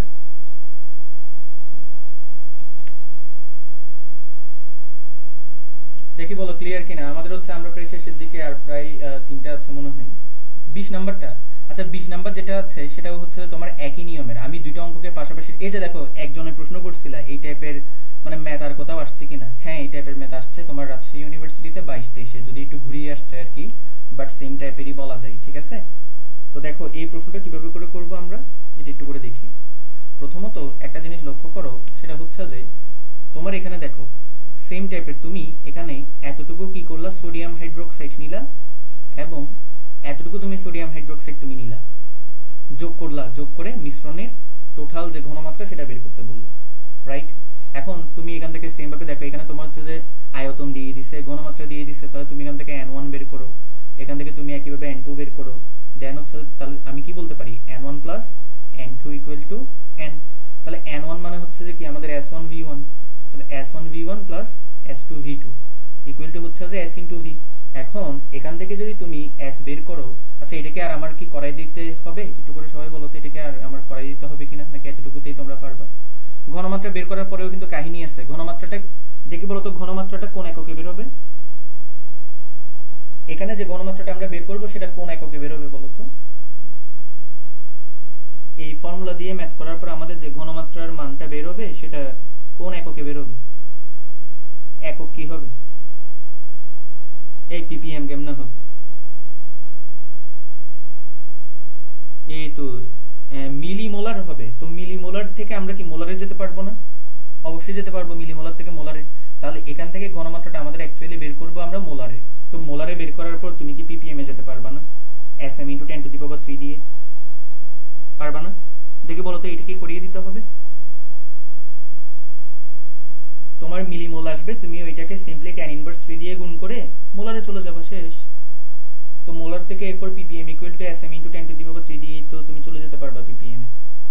এটা কি করিয়ে দিতে হবে নাকি পারবা, পারবো, ঠিক আছে, একটু করে চেষ্টা করবে, এটা আমি তো ধরিয়ে দিলাম কিভাবে করতে হবে, ঠিক আছে। পরিমাণগত রসায়ন হচ্ছে যে প্রচুর পরিমাণে ম্যাথ আছে, তো সেই জন্য দেখা যায় যে তোমাদের এখন প্রশ্ন ব্যাংকের যদি 1000টা ম্যাথ করাতে যাই তাহলে তো অনেকগুলো ক্লাস লেগে যাবে, তাই না। তো ওই জন্য কনসেপ্ট ক্লিয়ার করে দিচ্ছি, তোমরা হচ্ছে যে এরপর করে নিবা আর কি, ঠিক আছে, ওকে পারবো। আমরা আমাদের শেষে চলে যাই। আচ্ছা এই যে এটা এই এমসিকিউটা সিইউতে প্রতি মানে কি বলবো, প্রতি 2 বছর অন্তর অন্তর বলো বা 1 বছর অন্তর অন্তর এটা আসে, ঠিক আছে, আপেক্ষিক গুরুত্ব দিয়ে। মোস্ট ইম্পর্টেন্ট একটা এমসিকিউ সিইউ এর জন্য, ঠিক আছে। আচ্ছা v1 টোটাল কত নিব, v1 নিবা যে তুমি ওইখানে কি বলছে 3 ml আর 1 ml, তো তুমি যদি 3 ml এর সাথে 1 ml যদি অ্যাড করো 4 ml পাবা, তো 4 ml থেকে তুমি লিটারে নিয়ে যাবা, বুঝতে পারছি টোটাল আয়তন কত হবে। টাইম ম্যানেজ করতে ঝামেলা হয়, এটা হচ্ছে তোমার আসলে প্র্যাকটিস করা লাগবে বেশি বেশি, তাহলেই হচ্ছে পারবা, ঠিক আছে। আচ্ছা দেখো এটা একটু করে বুঝিয়ে দিচ্ছি, তোমাকে বললো যে কি, আচ্ছা দেখো আপেক্ষিক গুরুত্ব, প্রথম কথা একটু করে বলে রাখি, একটু মনে রাখবা, আপেক্ষিক গুরুত্ব দেখলে ভয় পাওয়ার কোনো দরকার নেই, মনে রাখবা আপেক্ষিক গুরুত্ব আর ঘনত্ব, আপেক্ষিক গুরুত্ব আর ঘনত্ব দুইটাই হচ্ছে সেম। আপেক্ষিক গুরুত্ব আর ঘন, এটাই মনে হয় আমাদের শেষ এমসিকিউ। হ্যাঁ, এটাই আমাদের শেষ এমসিকিউ, আমরা এটা দিয়ে শেষ করব। ঠিক আছে, এটা দিয়ে আমরা শেষ করব।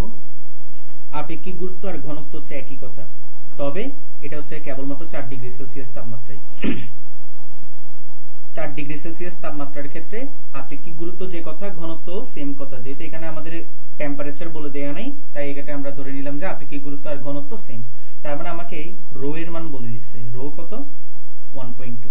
এখন আমি তোমাদেরকে একটা সূত্র লিখে দিব। এই যে ফর্মুলাটা লিখে দিচ্ছে, এটা হচ্ছে ভালো করে একটু নোট ডাউন করো। ফর্মুলাটা হচ্ছে, এই টাইপের এমসিকিউ প্রচুর আসে, ঠিক আছে, তুমি প্রশ্ন ব্যাংক করলেই পাবা। S equal to tan rho x divided by m। এখন এখানে কোনটা কি এটা তো তোমরা তো জানো। tan মানে হচ্ছে যে কি, tan আর কি, আর রো হচ্ছে কি ঘনত্ব, যেটা তোমাকে দিয়ে মানে কি দিয়ে দিবে ওরা। আর x হচ্ছে কি, ওই যে পার্সেন্টেজ দ্রবণের যে যত পার্সেন্ট বলছিল তত, আর m হচ্ছে আণবিক ভর। তাহলে চলো এই ম্যাথটা আমরা করেই ফেলি। ঠিক আছে, এই ম্যাথটা যদি আমরা করি, একটু করে দেখি আমরা কি রকম আসে। তোমাকে 30% বলছে, তার মানে তুমি x এর মান জানো 30। আপেক্ষিক গুরুত্ব রো এর মান তুমি জানো 1.2। আয়তন তুমি জানো 2 ml। আয়তন কত? আয়তন হচ্ছে 2 ml। আচ্ছা, এটা তো পরে। আমরা প্রথমত এতটুকু থেকে কি ঘনমাত্রা বের করতে পারি না? s বের করতে পারি। s ইকুয়াল টু কি, tan rho x। রো হচ্ছে 1.2, x এর মান হচ্ছে 30, আর m এর মান হচ্ছে কত? হাইড্রোক্লোরিক অ্যাসিড বলছে, দেখো হাইড্রোক্লোরিক অ্যাসিড HCl, তাহলে হচ্ছে 36.5 হবে, রাইট? এখন বলি, এবার বলি, এটা যদি তুমি হাতে ক্যালকুলেশন যদি করতে যাও, তোমার হচ্ছে যে মানে প্রচুর পরিমাণে কষ্ট হবে। তো সেক্ষেত্রে আমি বলবো যে যেহেতু এটা সিইউতে আসছে, তুমি হচ্ছে ক্যালকুলেটর ইউজ করতে পারবা, ঠিক আছে? এবং তুমি যদি এটা ক্যালকুলেটর যদি ইউজ করো, তাহলে সেই ক্ষেত্রে তুমি যেটা পাবা 10 × 1.2 × 30 ডিভাইডেড বাই 36.5, দ্যাট মিনস এটা হচ্ছে 9.86। ঠিক আছে, এটা হচ্ছে তোমার 9.86 মোলার। তুমি যদি এখানে ক্যালকুলেটর যদি ইউজ না করো, তাহলে হচ্ছে তুমি অ্যাকুরেট ভ্যালু পাবা না। ঠিক আছে, আর যেহেতু এটা সিইউতে আসছে, তুমি ক্যালকুলেটর অ্যালাউ এখানে, ঠিক আছে, ইউজ করতে পারবা। এখন দেখো, এটা হচ্ছে তোমার ঘনমাত্রা, কিন্তু তোমাকে তো বের করতে বলছে কত গ্রাম আছে। তো এবার সিম্পলি করে দাও W = SMB / 1000, ওইটা দিয়েই তো শেষ করে দিতে পারবা। S কত এখানে বলো তো? 9.86। M কত? M হচ্ছে তোমার 36.5 হবে। V কত? 2 ml বলছে, আর নিচে 1000। এবার ভাই এটা তুমি করো তো ক্যালকুলেশন। তাহলে ক্যালকুলেশন যদি করো, 9.86 আসবে, 9.86 × 36.5 × 2 ডিভাইডেড বাই 1000, তাহলে তোমার 0.72। দেখছো কত সূক্ষ্ম লেভেলের অ্যান্সার? তো এটা তো তুমি তো হাতে ক্যালকুলেশন করে বের করতে তোমার কি খবর হয়ে যাবে, ঠিক আছে? তো এটা হচ্ছে তোমার কি হবে, ডি নাম্বারটা হবে। এবং আমরা আমাদের ক্লাস হচ্ছে এতটুকুতেই রাখলাম। আরেকটা এমসিকিউ তো থাকার কথা। ও আচ্ছা, আছে, হ্যাঁ, এরপরে শেষ আমাদের। আচ্ছা, আরেকটা এমসিকিউ আছে, একটু কষ্ট করে সহ্য করো। আচ্ছা, 22 নাম্বারটা করিয়ে দিচ্ছি, ঠিক আছে? 22 নাম্বারটা রাখছে আরেকটা কারণে, এখানে শক্তিমাত্রা বলে একটা জিনিস আছে। এটা করে আমাদের শেষ, ঠিক আছে? এটা করে শেষ। দেখো, শক্তিমাত্রা মনে রাখবা ভাই, তোমার যদি শক্তিমাত্রা বলে, এটা দেখে ঘাবড়ানোর দরকার নেই। কেন দরকার নেই? শক্তিমাত্রা যে কথা, ঘনমাত্রা সেম কথা। মানে পুরা দ্রবণে তার আধিপত্য কতটুকু, এটাই হচ্ছে শক্তিমাত্রা বা ঘনমাত্রা, ঠিক আছে? আরে এখনো শেষ হয়নি, আরেকটু আছে, ঠিক আছে? আরেকটু আছে। তাহলে খেয়াল করো, শক্তিমাত্রা মানে হচ্ছে ঘনমাত্রা। তাহলে খেয়াল করো, তোমাকে বলছে মোলারিটিতে নির্ণয় করো। এখন তুমি একটা জিনিস লক্ষ্য করো, এখানে তোমার এখানে কি কি দেয়া আছে? V দেয়া আছে 250 ml, রাইট? M আছে 98, যেহেতু সালফিউরিক অ্যাসিড। তারপরে হচ্ছে যে, আচ্ছা দেখো 1 মিনিট, তুমি এই জায়গায় লক্ষ্য করো, সেটা হচ্ছে যে 250 ml H2SO4 950 ml পানিতে দ্রবীভূত করা হলে, তাহলে তোমার দ্রবণের যে আয়তন, সেটা হচ্ছে যে কত? একটু করে দাঁড়াও, আমি অন্য কালি দিয়ে দেখাই। এটা একটু ভালো মতো বুঝে যাও, এটা ইম্পর্টেন্ট, এটা একটু ভালো মতো বুঝে যাও। খেয়াল করো, তোমার 250 ml H2SO4 আছে, আর H2SO4 এর ঘনত্ব আছে। H2SO4 এর ভর কি দিয়ে দিছে? ভর কিন্তু দিয়ে দেয় নাই, রাইট? ওইটা কিন্তু তুমি বের করতে পারবা কিভাবে? Rho equal to m/v। এখানে m না লিখে তুমি যেটা করতে পারো, w লিখতে পারো, একই কথা, ঠিক আছে? তাহলে রো ইকুয়াল টু হচ্ছে w/v। তাহলে এখান থেকে আমরা পাই w ইকুয়াল টু হচ্ছে v রো। এখন v কত? এখানে v কত? v হচ্ছে আমাদের 250, আর রো কত? 1.98। এতটুকু আপাতত রেখে দাও। তাহলে তুমি এখান থেকে w পেয়ে গেছো। এখন ঘনমাত্রা বের করো। ঘনমাত্রা কি? s ইকুয়াল টু হচ্ছে 1000 w ডিভাইডেড বাই হচ্ছে mv। তাহলে এখানে হচ্ছে 1000 ডাব্লিউ কত তুমি পাইছিলা 250 ইন্টু 1.98, এম হচ্ছে কত, এম হচ্ছে তোমার 98 আর এটা হচ্ছে 950 দ্রবণের আয়তন। এখন এটা তুমি ক্যালকুলেটর দিয়ে করে দিবা, ঠিক আছে? ক্যালকুলেটর দিয়ে যদি তুমি করো তুমি অ্যান্সার পাবা কত, আমি একটু করে দেখি।